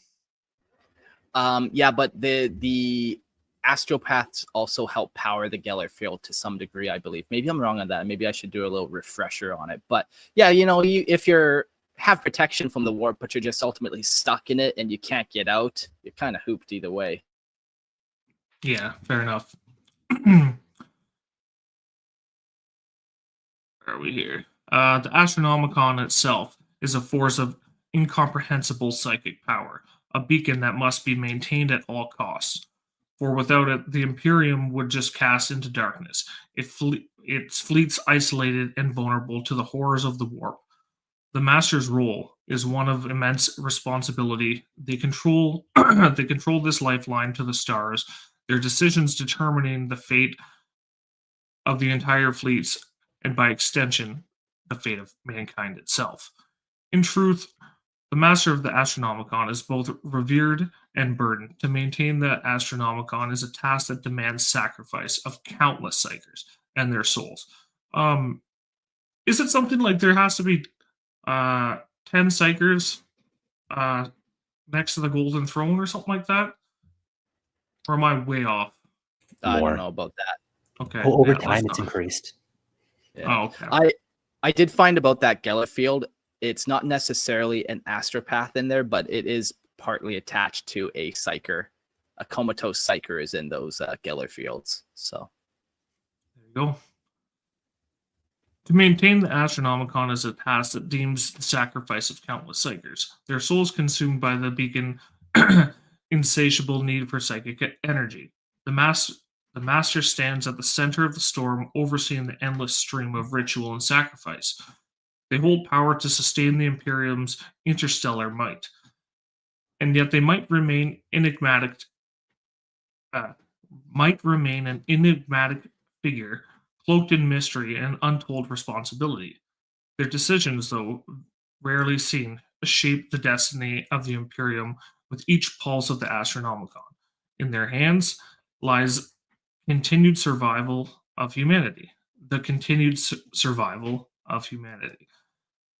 And their actions, however, insecurable and irrevocable, tied to the fate of the Imperium's vast and ever-expanding reach. yeah. Yeah, cool. Like, yeah, without them, no ships are traveling. Without the Astronomicon being powered, without it being fed, those 1,000 psychers a day. That lighthouse, we'll go back to that warp analogy where ships are traveling through the ocean of the warp, and without that directional position of the Astronomicon, the lighthouse, you just end up adrift without any direction. Fuzz says, after 10,000 years, the psyker just doesn't provide the same high. Yeah, it's getting immune to it. Yeah, man. Like, you got the people that are trying to say that the Emperor isn't a warp god, and I just don't buy it. He's on that adrenochrome, that psyker adrenochrome words. Damn it! But how did we even get here? Yeah, so you like to think he's a warp god, eh? Like, he already was so much warp substance into one form. Can't even really call it a body. Two people look at him and they see something different. That ain't normal, man. That ain't normal. Yeah, maybe that's a fucking argument we have for another day, but ooh, yikes. Yeah, maybe he is a warp god, but we'd have to start by defining God. What is it? Ooh. Capital G or lowercase? Oh god, here we go. Can I use warp characters to spell it? Yes, you can. Unless any of you guys got any extra comments, we can get into the Officio Assassinorum. I'm giving you all the good ones, eh? Oh man, like you got me Jones in here for all these ones. Take after it. The Grand Master of the Officio Assassinorum sits at the pinnacle of an organization steeped in shadow and death. Their role shaping unseen wars that define the very existence of the Imperium. The Officio Assassinorum is the Imperium's most deadly tool, an order of assassins trained to remove threats to the Emperor's rule with precision and ruthlessness. Grand Master is both a leader and an enigma, commanding the assassins who strike from the darkness, executing the most covert operations with a brutality unmatched by any force in the galaxy, other than the ones that they are matched by. Their orders are absolute, and their agents only answer to them, for the Officio Assassinorum is a force that answers to no one else. The Grand Master's role in the Senatorum is therefore one of great importance, for they wield the power of death itself, ensuring that the Emperor's enemies, seen and unseen, are eliminated with the swift and decisive force of assassins. The Grand Master, however, is not merely a figurehead. They are the ultimate arbiter of justice in a galaxy that is often lawless and corrupt, judging when the Emperor's armies must be silenced in the most final of ways. They command the Imperial assassins with cold calculation, Each mission a carefully crafted work of art executed with the precision of a scalpel. But beneath this inscrutable exterior lies a mind that is unyielding and calculating. A leader who understands the power of their position and the necessity of the secrecy in their work. The Grand Master in the Officio Assassinorum is not merely a figure of terror.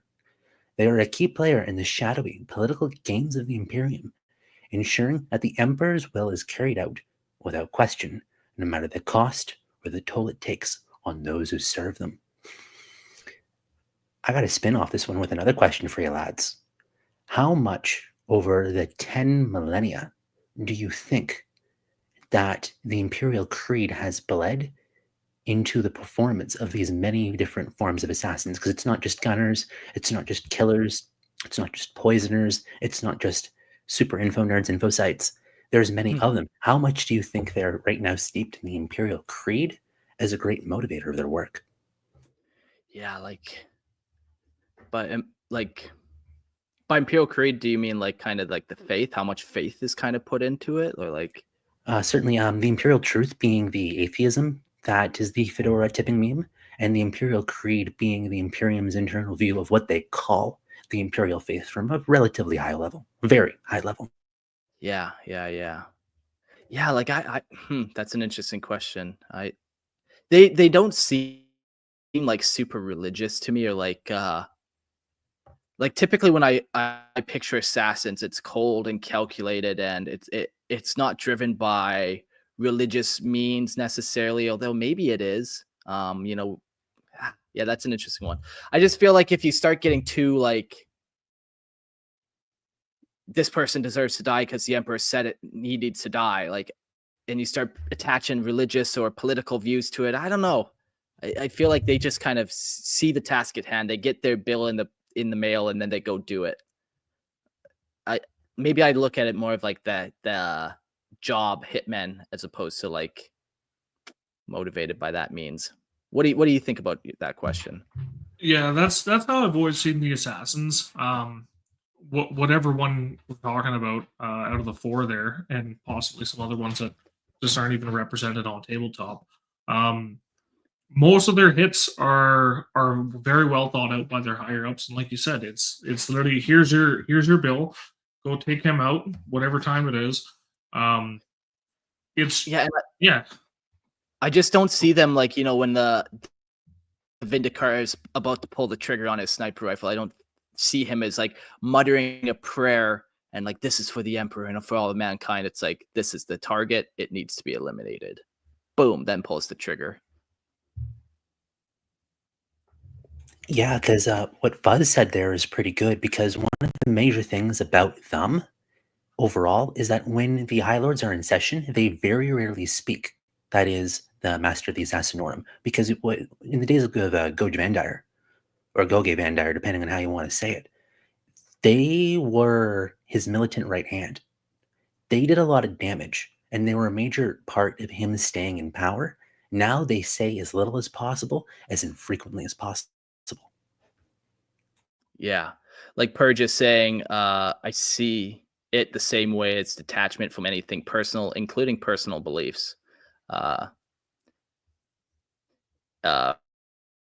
says, I think if religion got attacked, they wouldn't be as neutral of a force they're portrayed, in my opinion. Yeah, maybe, but yeah, every assassin's different, I suppose. But if I think I had to weight it in one way or the other, I think it's more like, here's the job, we're doing it. There's not like a lot of personal beliefs attached to the hits that they're taking. And if I recall, some of these assassins have actually been used questionably traitorous against the Imperium. I can't recall the exact scenario, but yeah, they were sent out on someone from, if I'm not even mistaken, the High Lords of Terra. Yeah, for sure. Yeah, how many times has the Grand Master been approached by another High Lord of Terror with like an assassination plot? Like, hey, if we kill this other High Lord, we can become more powerful. And he's just like, I don't know about that, man. I don't think I care about your personal beliefs in this matter. I also don't care about the religious beliefs of this matter. Like, here's the facts. Here's what we should be doing. Like, Because within the Horus Heresy, we've seen a few games be played with who the true identity is of the various leadership of the various clades of the Assassinorum, and now also in current Imperial year, the High Lord of the not Administratum, Assassinorum himself, where you had at least one person who was guaranteed to be a fraud in that space, the other who was the true one. Who's who? Yeah. Shadows and lies, secrets and half truths. Yeah. Any other thoughts on this guy? Man, we got to do an Assassins episode. One of the great joys of bringing Lorehammer back is we do get to do an Assassin episode eventually. I don't know why I haven't done one yet, but we'll get there. There's one episode at a time. Soon, TM. That sounds shiny. Soon, TM.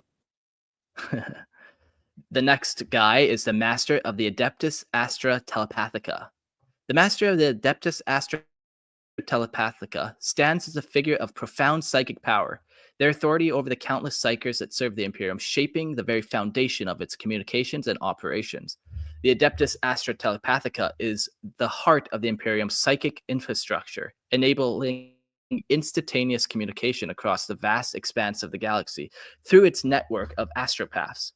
The Master commands this vast order of psychically gifted individuals, ensuring that the lifeblood of the Imperium, the flow of information, commands, and warnings continues unabated.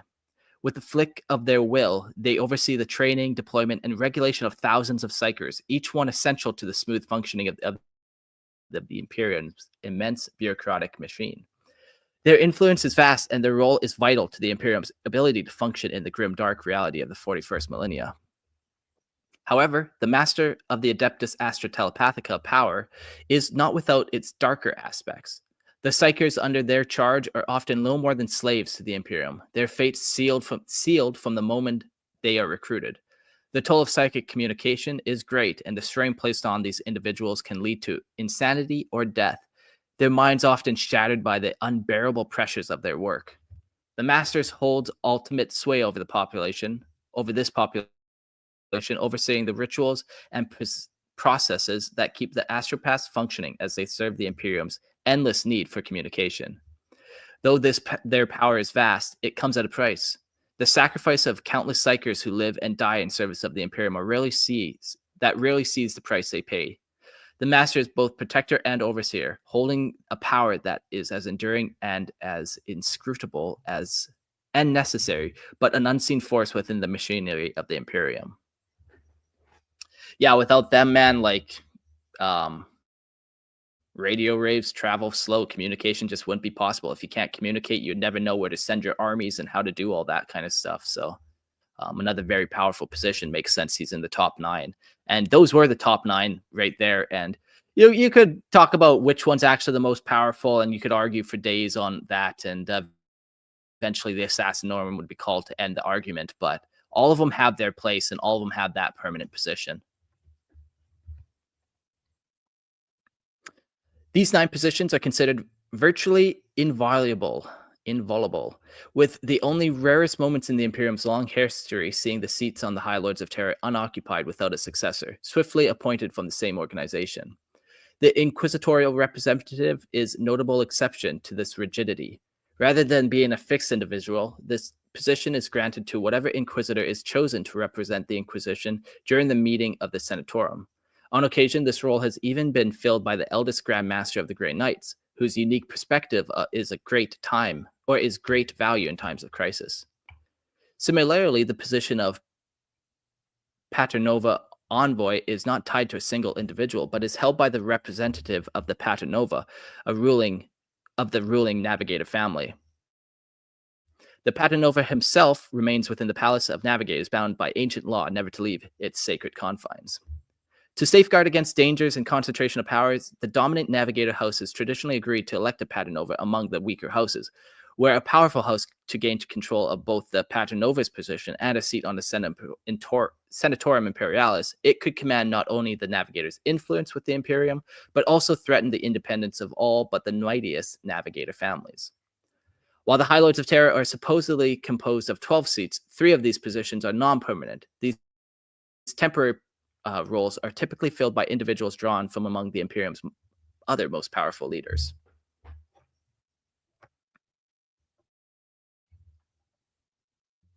Yeah, so now we got like our rotating cast of people that can make it in and out. So we'll jump into the Lord Commander of Segmentum Solar. Lord Commander of Segmentum Solar is a living embodiment of the Imperium's vast tutorial expanse, wielding command over the heart of mankind's dominion. Segmentum Solar is the position of immense power, the holder entrusted with strategic oversight over the Imperium's most critical region.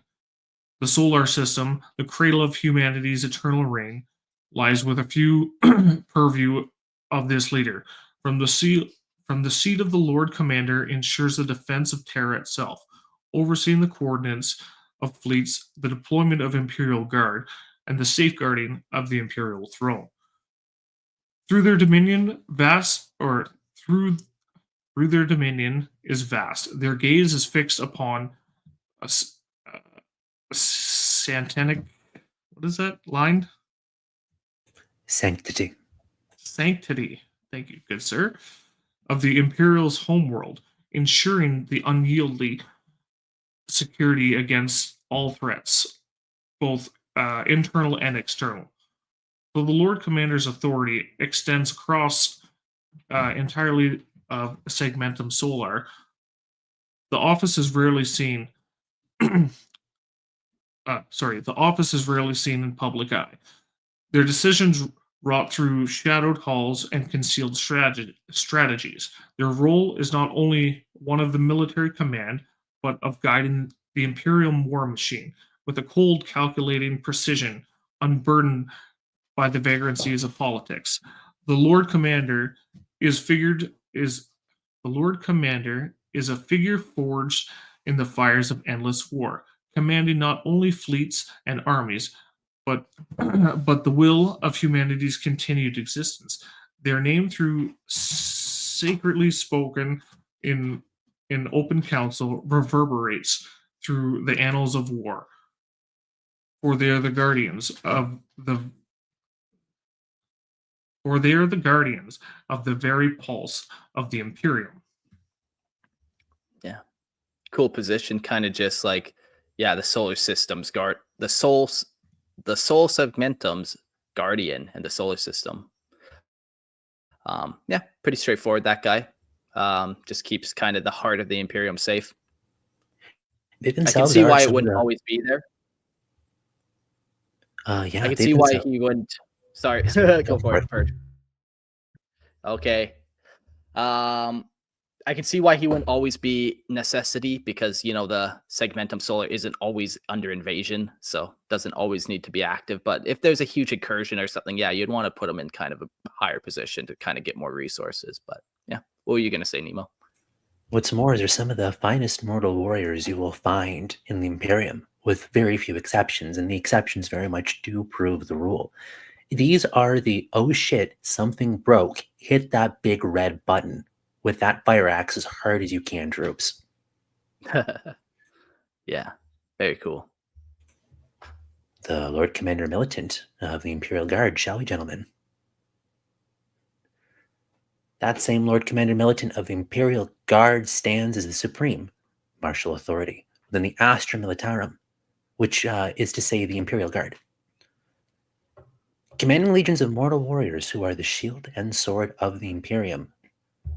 Their position is one of unmatched gravitas and honor, for it is the Lord Commander who oversees the unyielding forces of humanity, driving them to distant worlds to battle against Xenos, heretics, and demons alike.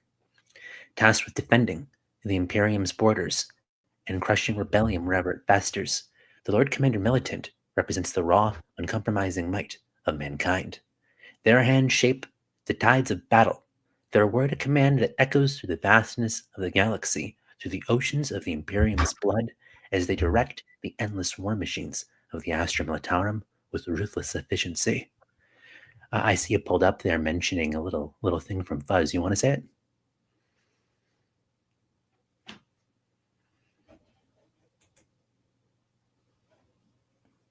You might be muted there, my dude. Yeah, you're unmuted. This was just in regard to the Segmentum Solar guy. I bet he was active during the War of the Beast. Oh, I believe it. That was very much an all hands on deck experience. Though the Lord Commander Militant is often seen as the backbone of Imperial war efforts, their role is more than that of a mere general. Theirs is a legacy of sacrifice, commanding from the front lines, watching legions of human soldiers in lockstep fall into battle without flinching. They're the personification of the unyielding human spirit, where no matter the cost, the Imperial Guard will never falter. With their indomitable will, the Lord Commander Militant guides the Astra Militarum through the darkest times, holding the line against all that would seek to extinguish the Imperium's light. Yeah. Yeah, it is interesting that this wouldn't be a permanent position, but I guess you have other people that are like aware of what needs to happen and where the resources need to go. Like, and this guy is more just like he gets his orders from other people, even though he's the guy in charge of the militarum. Like, somebody else is telling him which planets are being invaded. You know, there's other people out there.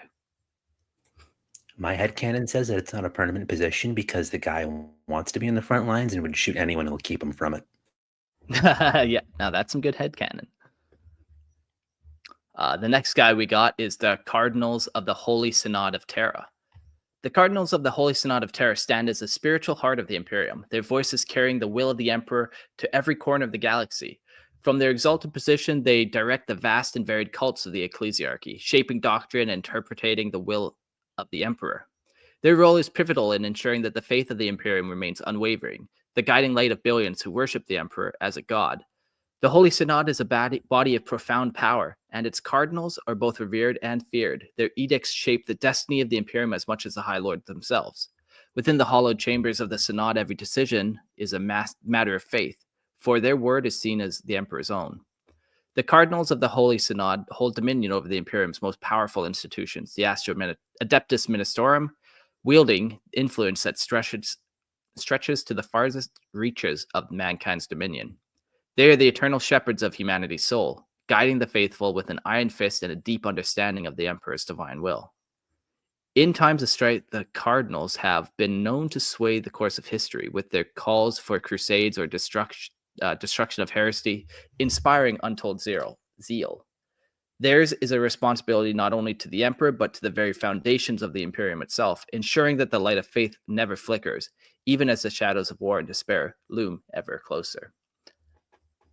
This position kind of feels like a cheeky way for the church to get more power. You know, they almost have like 2 seats now, where they have the, what was the other guy called? The Ecclesiarchy of the Adeptus Mechanicus, and then they also have this.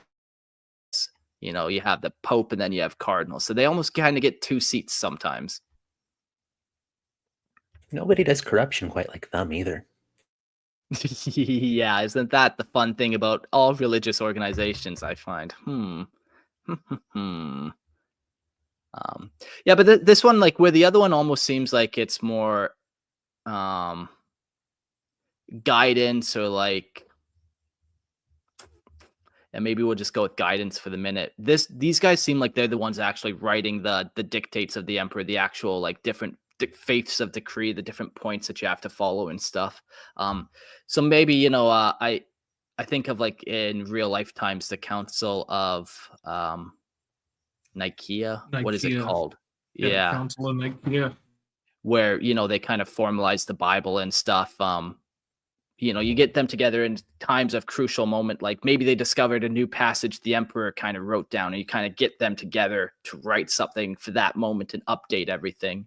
And then they kind of need to go away again.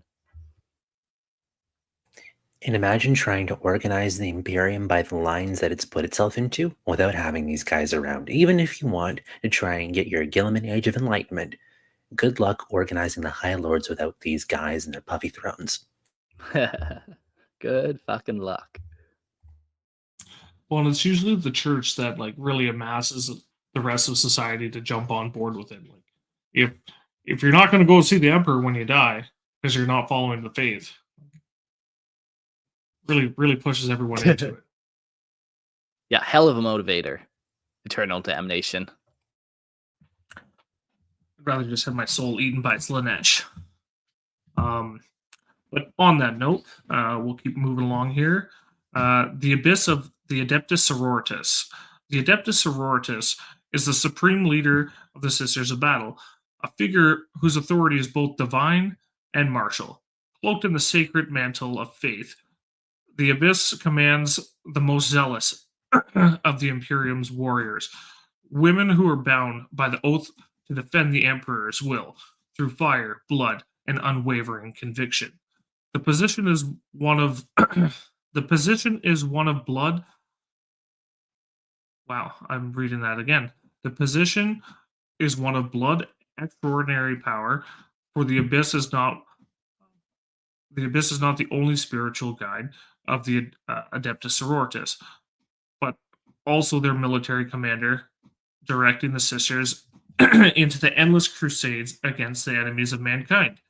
The abyss embodies the might of the Emperor's will, her word a decree of faith and fury, resonating across the galaxy, bringing holy wrath to the enemies of the Imperium. In her hands, the abyss holds the fate of the Adeptus Sororitas, and under her command, their unstoppable force, purging heresy, Xenos alike. With a divine retribution, her role extends beyond that of a mere general, for she is the living vessel of the Emperor's power. Her faith is true, true strength that drives the Sisters of Battle into the fray. As the final arbiter of the faith within her order, the Abyss stands as a figure who commands not only the respect but unshakenly devotion. She leads by strength and unwavering belief in the purity of her soul. To cross to cross her is to face wrath of the Emperor's incarnate. Yeah. And it's interesting, man. Just another kind of church attached, another little power grab, I think, from the Ecclesiarchy, putting another person in charge here. Yeah, and sorry, go for it. Yeah, but having said that, the Adeptus Sororitas are also one of the biggest military organizations in the galaxy. You know, there are a lot of Sisters of Battle. Like, there's way more Sisters of Battle as there are Astartes, and there's not as much as there are Guardsmen, but there's a lot of them. And I guess the nuttiest part is that they're very finest without genetic modification. They're up there with Astartes in terms of combat effectiveness. You don't even have to make up female Astartes. You got the real deal right here. Yeah, man, and they're powered by faith. You know, they can block bullets with their faith points. Fucking tight. Just anything that's overzealous in the 40k universe really stands true. It pretty much embodies the whole universe, whether it be a crazy amount of genocide or just this undevout faith for this corpse sitting on a golden throne that hasn't moved in millennia. Yeah. Speaking of corpses not moving for millennium, how about we talk about their guards? Captain General of the Adeptus Custodes. He is a living legend, the leader of the Emperor's personal bodyguard and the highest ranking officer in the Adeptus Custodes. Chosen for their unparalleled strength, skill, and unwavering loyalty, the Captain General oversees the defense of the Emperor himself, ensuring that no harm ever befalls the sanctity of the Golden Throne. Their role is one of solemn duty, for they stand as the last line of defense for Terra and the Emperor, a bulwark against any who would dare threaten the heart of the Imperium. Their power is absolute in the Custodes, and they wield it with the quiet authority of one who stands in the shadow of the most sacred relic of mankind. In addition to their martial duties, the Captain General holds sway in the halls of the Senatorium Imperialis, offering counsel to the High Lords of Terra with the weight of centuries of experience and names behind their words. As the ultimate defender of the Imperium's throne, their loyalty is unquestionable. Their judgment unquestioned. Captain General of the Adeptus Custodes is not merely a protector of Terra's physical borders, but a symbol of the eternal endurance of mankind's empire. Their service is an honor and a privilege, and in their hands, the Emperor's will is upheld with unyielding devotion. Yeah, cool. We got a question from Jax. Could the Custodes technically overthrow the High Lords of Terra if need be? Yeah, for sure, man. Like, you're not going to argue with them. You can't argue with them. There's been a couple times where, like, I think it was when Brute Gilliman came back, he used the Custodes to kind of overthrow some of the High Lords of Terra. But even like we're saying with Goge Vandire, where they pretty much let the hit on Goge Vandire happen. So, they're you can't question them. Well, you could say they had to set the hit up because they set up the people doing the hit with all the information they would not have otherwise have had to have the desire to shoot the guy in the first place. When Yeah. they brought the Sororitas into the Emperor's throne room, and we don't know what the lady saw, but it was enough to kill the guy. Yeah, it was enough to turn her opinion. Going from a devout, like, fanatic to being like, oh, yeah, no, I need to go kill that guy right now. Yeah. Yeah, cool organization. Yeah, and once again, like, I understand why these guys wouldn't have a permanent seat, even though they're like the Emperor's right-hand men. If the Emperor is not under threat, if that Segmentum Solar is not being invaded, if Terra is not being invaded or something, if there's not a huge Black Crusade going on or something like that, they probably wouldn't care too much about what the High Lords of Terra are up to and need to get involved. So, Do you think a lot of these temporary positions kind of domino effect? Like, obviously, if the solar segmentum is starting to be afflicted, obviously we're going to have the High Lord for that. But do you think it kind of works its way down the chain line? yeah. If they're massing a huge crusade and trying to get power and position, maybe they put one of the Abbess of the Sisters of Battle in, of the Adeptus Sororitas, they're doing something holy like that, going on some massive religious crusade. But I don't think it's like an order, like if not this one, then this one. If not this one, then this one. I think it's more like what's needed currently, put those guys in. Oh man, Grim, that idea goes hard. I'd love to see a fluff series, mini series on that idea. What would happen if you see a couple cracks here, a little bit of subversion there? I'd read that. Political thriller. The next guys we have are the Chancellor of the Estate of the Imperium. The Chancellor of the Estate Imperium is a figure whose power is both inscrutable and absolute, the master of the vast bureaucracy that manages the monumental wealth and resources of the Imperium. This position holds dominion over the countless holdings of the imperial estates, an unyielding network of dominions that sustain the Emperor's rule. The Chancellor is not simply a steward of material wealth. They are an embodiment of the Imperial's logistical might, with the authority to allocate resources across the galaxy and to command the flow of imperial riches to all corners of humanity's dominion. Their influence extends into every aspect of governance, silently shaping the fates of worlds with a single decree. Their decisions are felt far and wide, though the machinations are veiled in secrecy, known only to those who hold the highest echelons of power.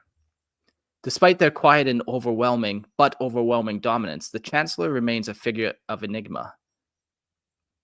Operating the shadow recesses of the Imperium's hierarchy, they are seldom seen and rarely heard. Their authority is an enduring pillar of the Imperial strength, yet is one that operates behind layers of veiled diplomacy and hidden corridors of influence. The Chancellor is often the unseen hand that guides the course of the Imperium's administration, managing its sprawling, intricate web of estates, holdings, and legacies. Though cold and calculated oversight, the Chancellor, through cold and calculated oversight, the Chancellor upholds the intricate machinery of imperial governance, ensuring the continuous flow of resources to those who will serve the Imperium's unyielding will. Yeah, like maybe these guys, after a crusade, these guys get appointed where it's like, okay, now we have all this new land and all this new wealth and resources. Like, let's appoint this guy so we can kind of distribute it out a little bit better.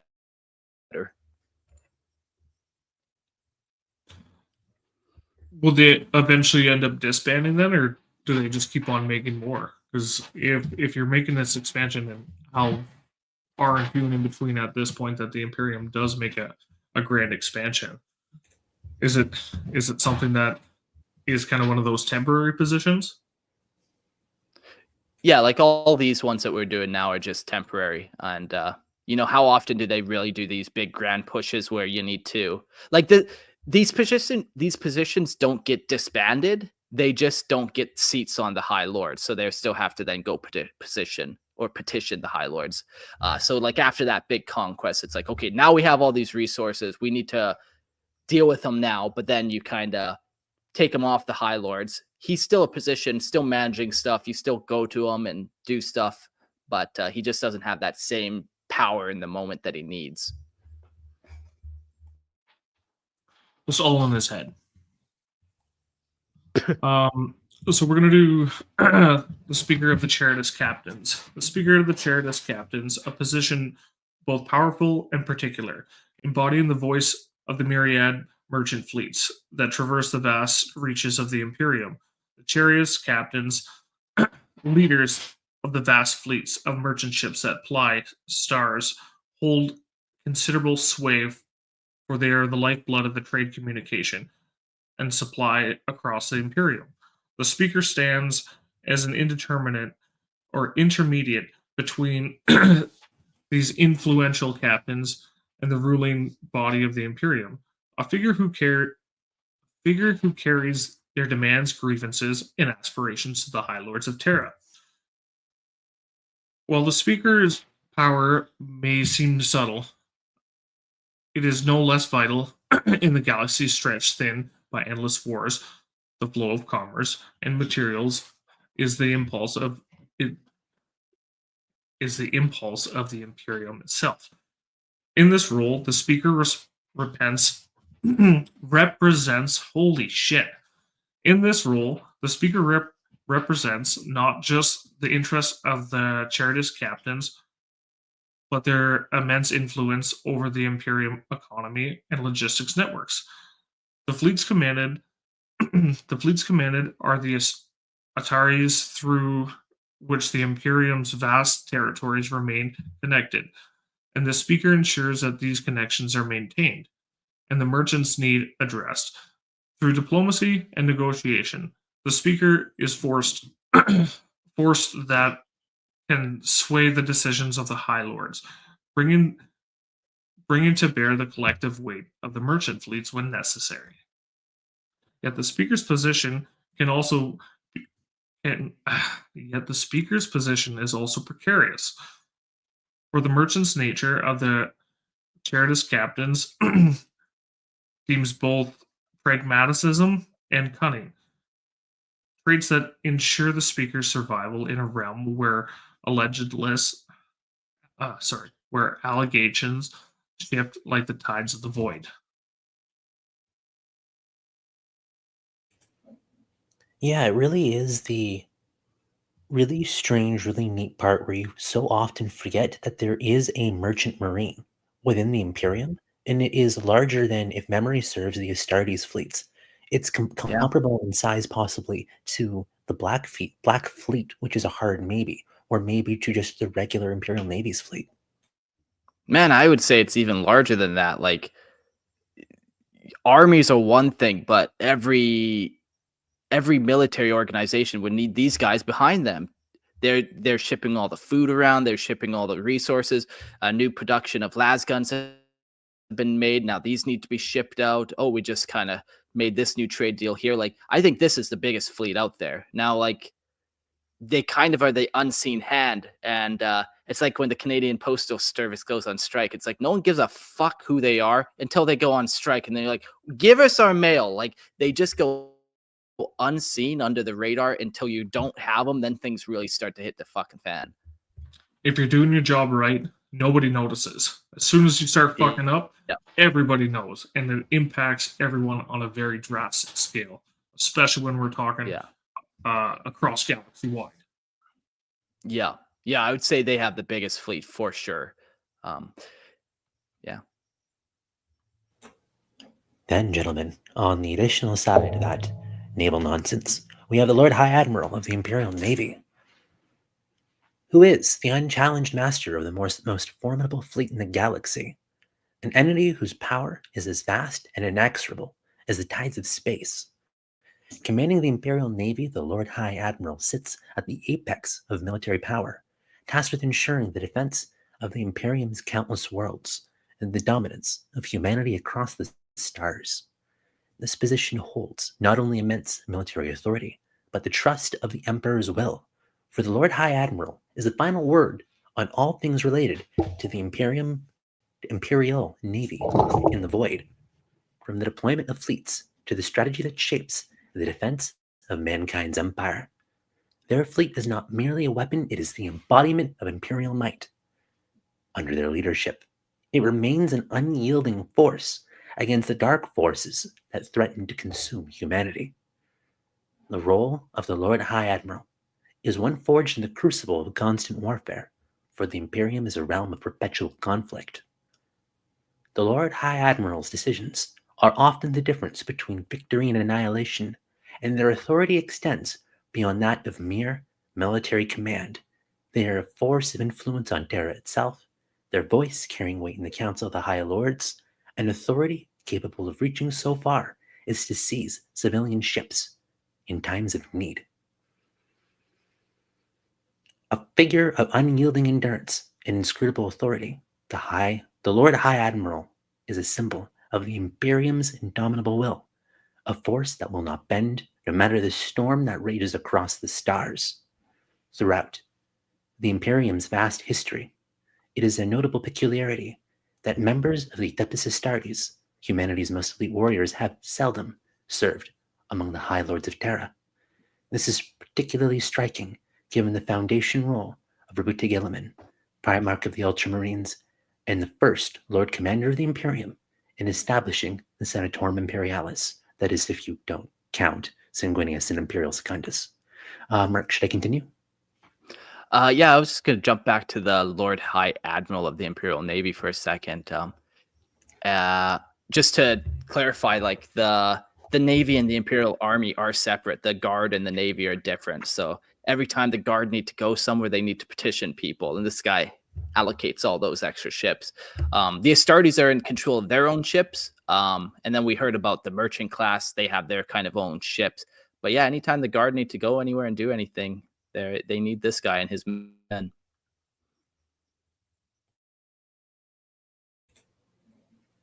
This deliberate exclusion appears to have been Guilliman's design. That is to say that you don't often see such figures among the High Lords. He understood that in moments of dire need, the leaders of the Space Marines might be compelled to intervene, yet otherwise they should remain apart from the Imperium's political machinery. Some believe Guilliman's stance was influenced by the Emperor's original Council of Terra, which was distinct from his War Council, intentionally devoid of Astartes' involvement. Guilliman's vision is reflected in his Codex Astartes, which emphasizes that the Space Marine's sacred duty is to serve humanity rather than govern it. Cough, astral clause, cough, cough. In a belief that echoes the Emperor's own ideals. If you guys want to jump in there about the astral clause, I do quite love them a bit.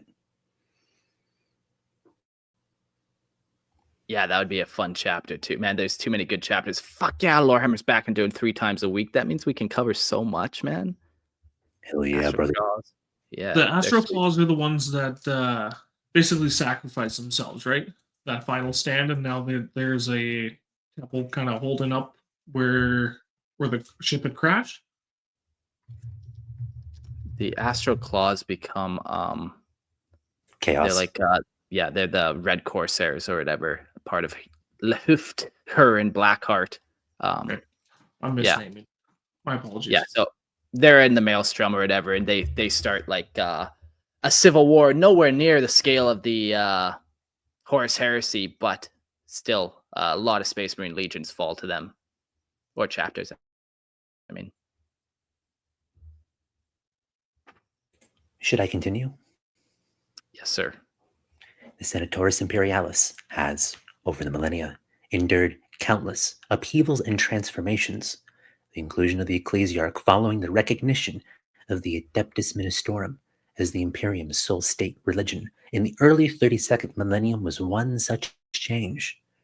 It has also been annihilated entirely during the beheading, a massacre orchestrated by a vengeful Grand Master of the Officio Assassinorum, and dissolved outright by the ruling Ecclesiarchy during the Age of Apostasy. That's the Code of Andire, by the way.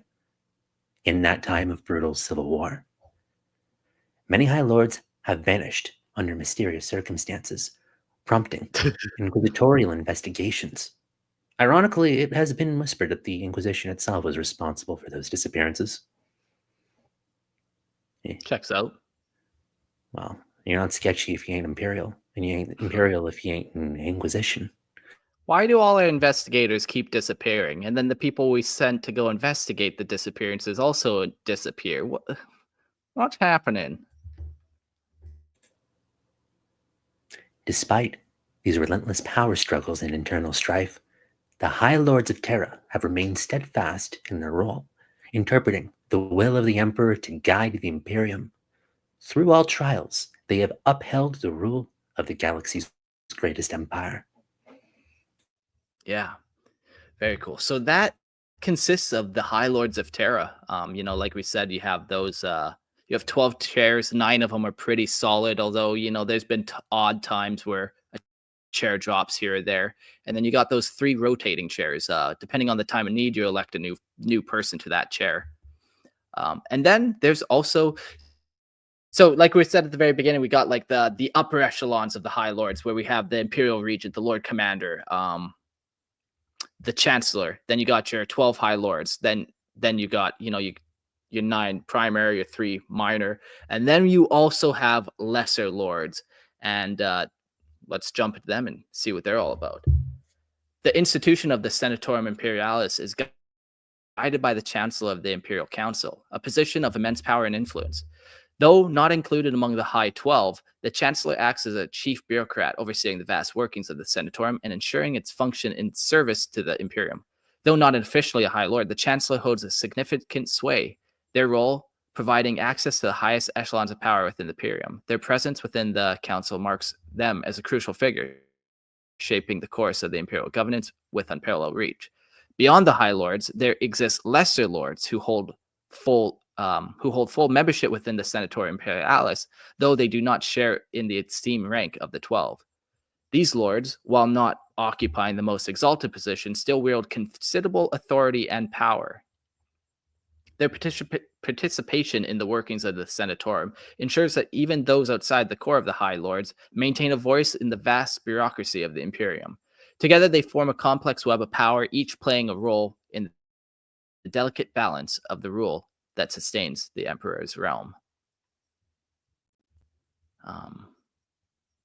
Yeah. I wonder, we're running low on time here. We're getting deep into an episode.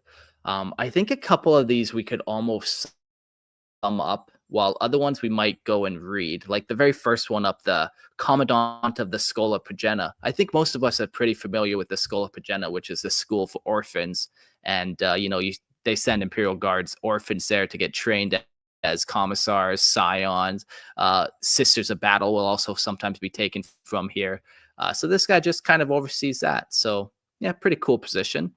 Makes sense that this kind of would be not a High Lord and not even in those alternating ones, but definitely a high position of authority.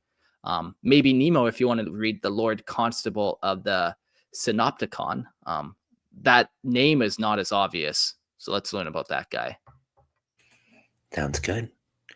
Lord Constable of Synopticon holds dominion over the vast and intricate web of intelligence, surveillance, and control that ensures the Imperium remains one step ahead of its enemies. They are the unseen hand guiding the flow of information, the master of spies and informants who maintain the pulse of the Imperium, from the lowest hive to the highest echelons of power. Their authority is vast, extending across worlds, systems. Their influence is felt in every whisper, every shadow. The Synopticon is the lifeblood of Imperial security, a machine of knowledge and secrecy. Its Lord Constable as its ceaseless, calculating mind.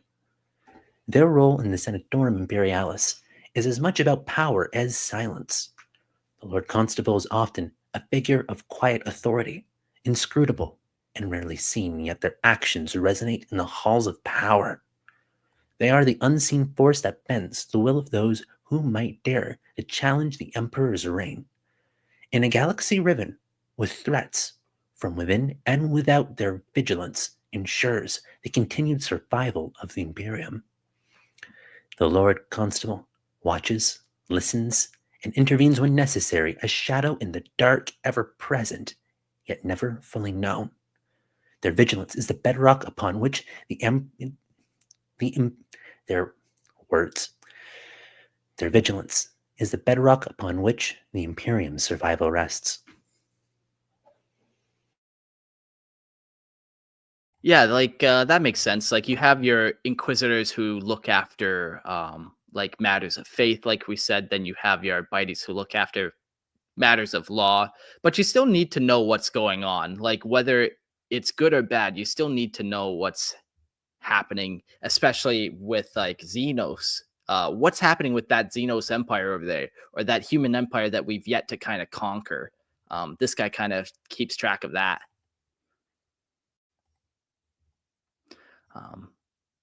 Up next, we have the Mistress Plenary of the Catacombs. And to sum this one up, it's her role in the Senatorum Imperialis is not merely ceremonial. She is the living link to the honored dead, the custodian of their memory and the power they once wielded. So just kind of like an honorary kind of make sure the fallen get represented, I suppose. She guards the sacred remains of the Emperor's fallen servants. Like there's whole planets that are, dedicated to heroes and stuff. If your body isn't being turned into corpse starch, you might actually get a nice little funeral plot. I don't see her as the most powerful position, but fuck, man, there's a lot of dead bodies, just as many as there are living. So you got to have somebody do something with them. The next one we have is the Consul Preeminence of the Navis Nobilite. And we'll read this one because Nobilite. Navis Nobilite. The Council Preeminence of the Navis Nobilite commands the vast and intricate network of the navigator houses, the ancient and powerful families who guard the Imperium ships through the perilous warp. Their position is one of immense power, as the navigator's ability to navigate the warp is vital to the survival of the Imperium. The Council Preeminence holds sway over the destinies of entire fleets. I'm trying to figure out why and how this one is different than the other Navis guide that we got.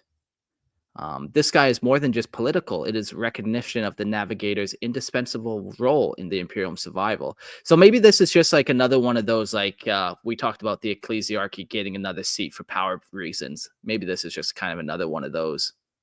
A power broker and guardian of the Imperium's ability to reach across the galaxy.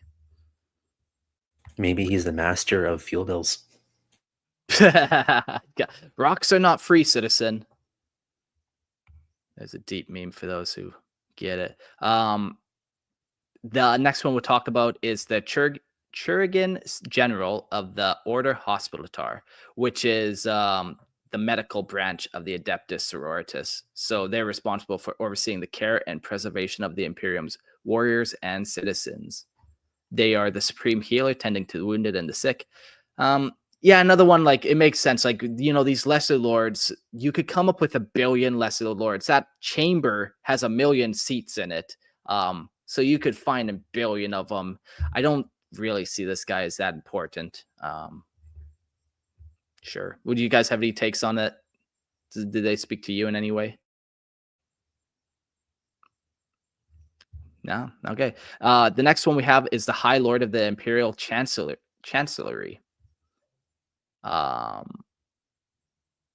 This guy seems just like a helper for the Adeptus Administrorum guy, the Master of Administrorum, just kind of another helper, paperwork pusher.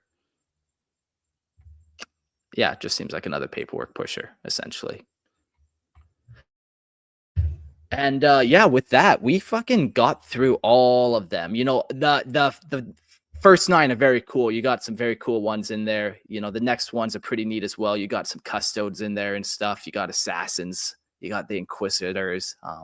A lot of them make sense why they would be where they are. Yeah, what do you guys what do you think your favorite one was? I like whatever lets me waffle on infinitely.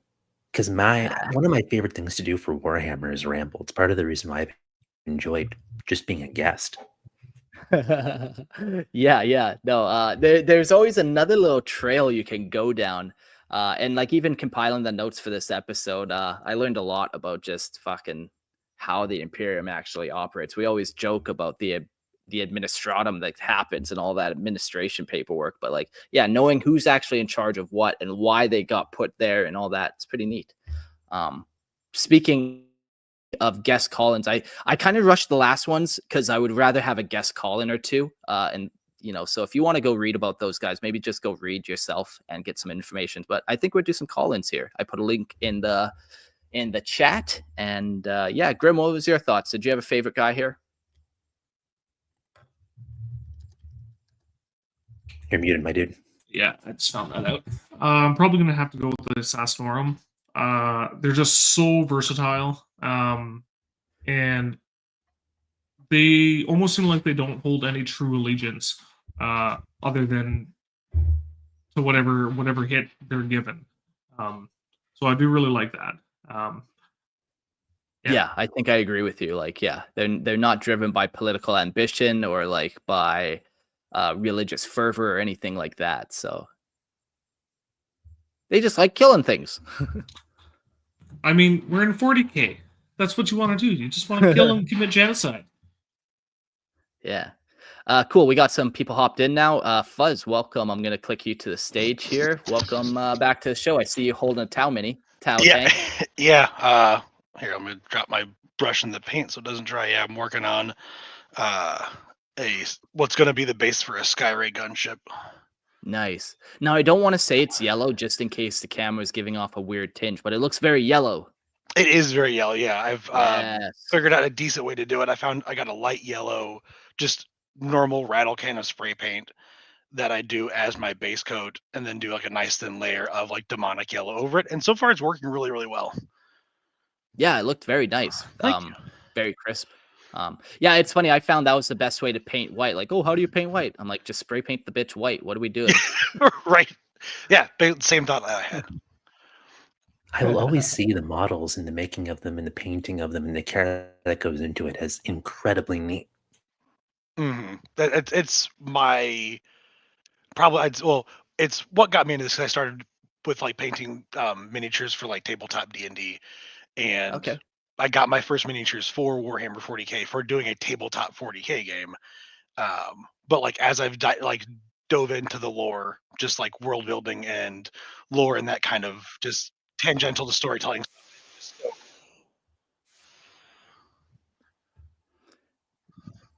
Yeah.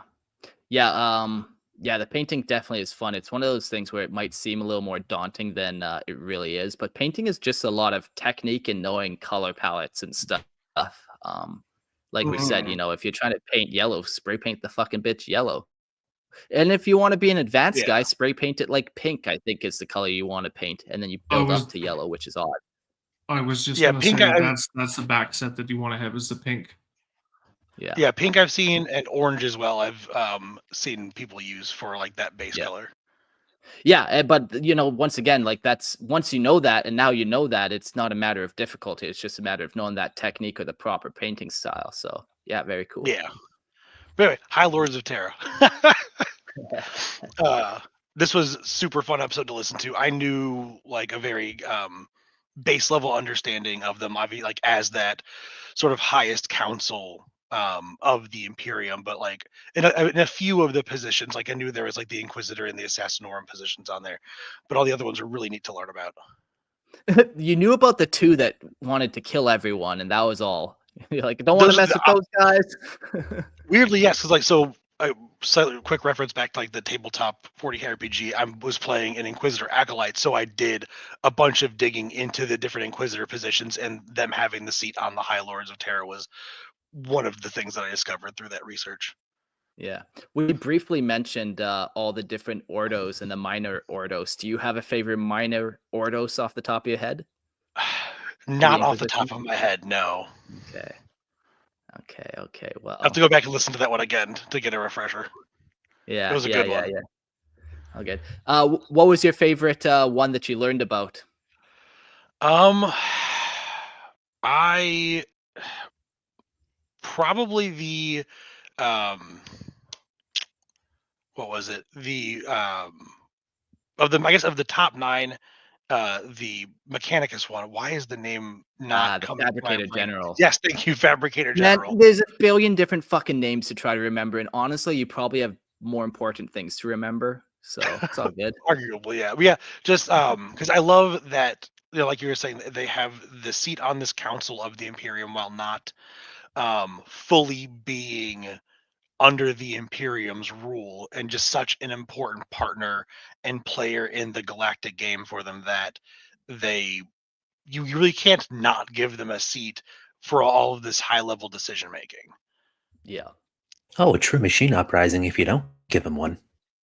Exactly. It's like, oh, well, I guess we're not gonna, build any of your Titans. We're not gonna fabricate your las guns anymore. Like, it sucks to suck. Yeah, the Imperium Yeah, yeah. without Mars and all the Forge worlds, it's nothing. Like it's just as puny as the Tau.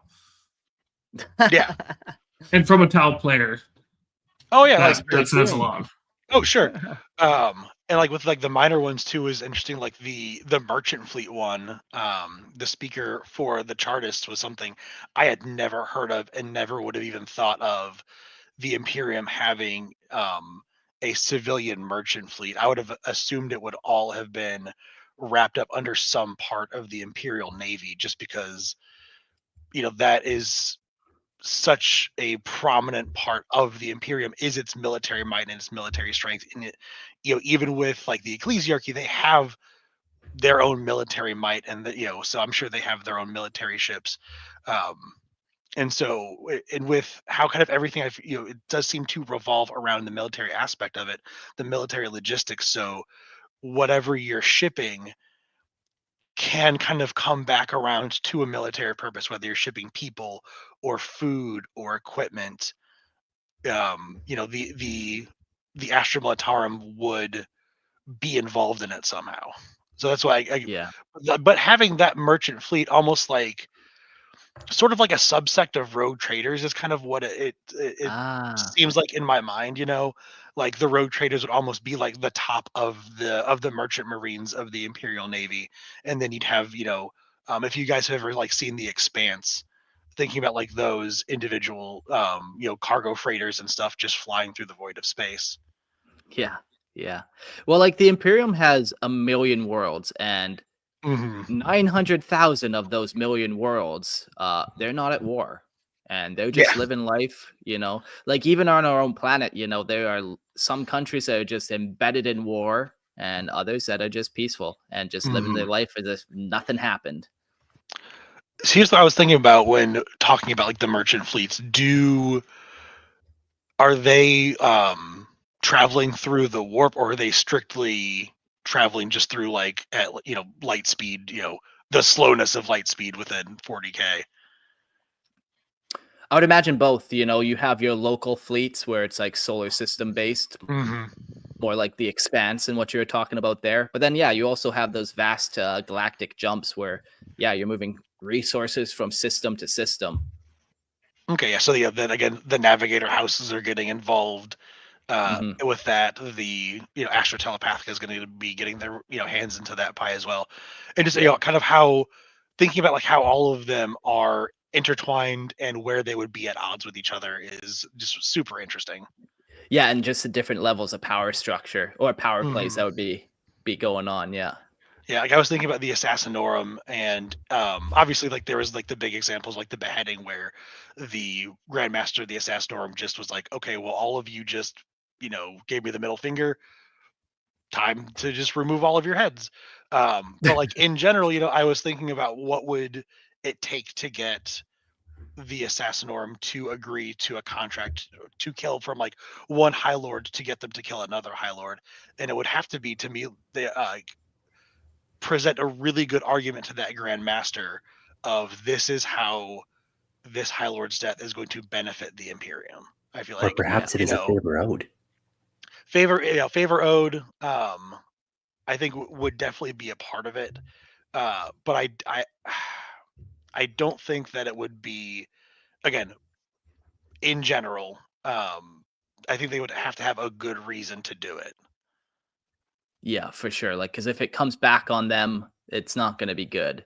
And Mhm. yeah, like, yeah, who would you want to go to? I remember reading, I forget which book it was, but where I think it was Nemesis in the Horus Heresy, where the Assassinorum guy and the leader of the Custodes were talking about getting assassination teams together and just plotting and scheming. And I think that would be like, you know, if somebody comes to you with an assassination hit, you probably are going to talk to the Custodes and be like, what do you think about this? Like, Yeah, and I'm imagining like any of the schools of assassins working with a group of custodies on a hit on somebody. Just, you're not stopping that. There's just nothing you can do.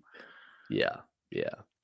I can't wait for the assassin episode and get kind of more information on like maybe we'll be able to answer that question when I compile some notes and stuff.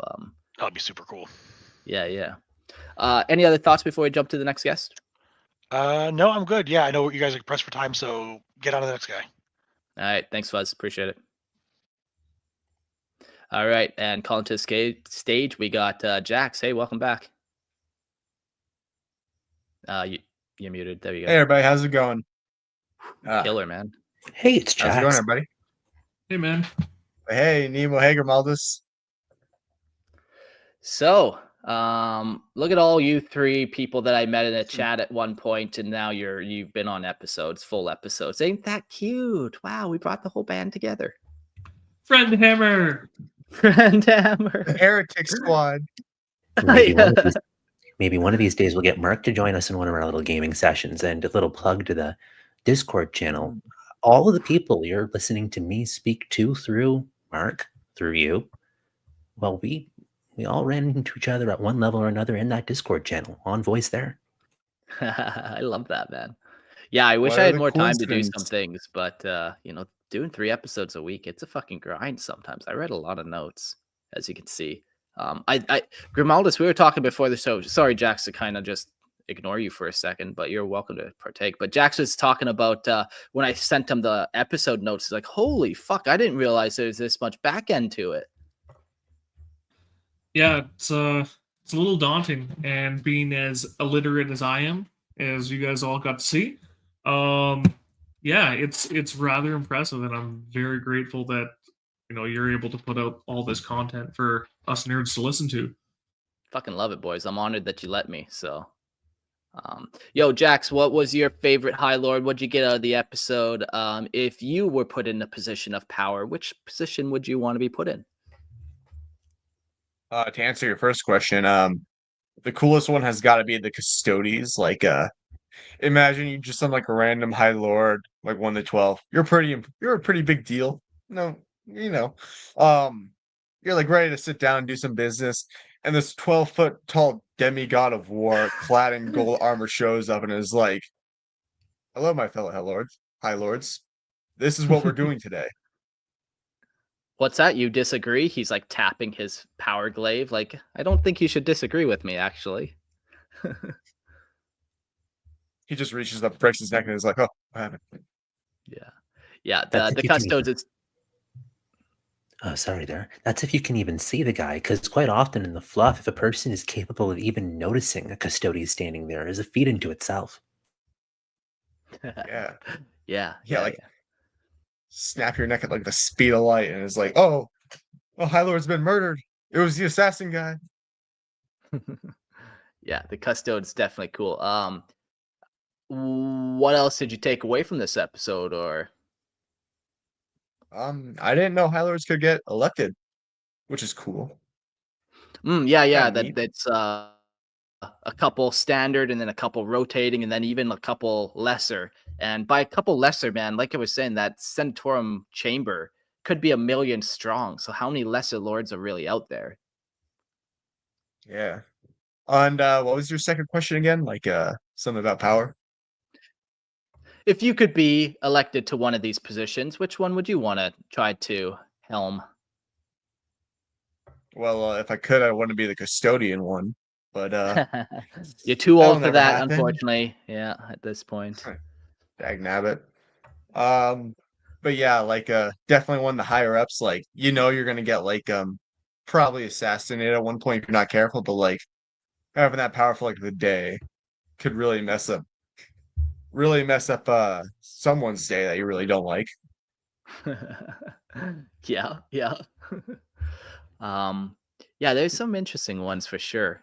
It was funny going through this and just like, oh, so that's how many ecclesiarchical seats there are. A whole bunch compared to everyone else. Yeah.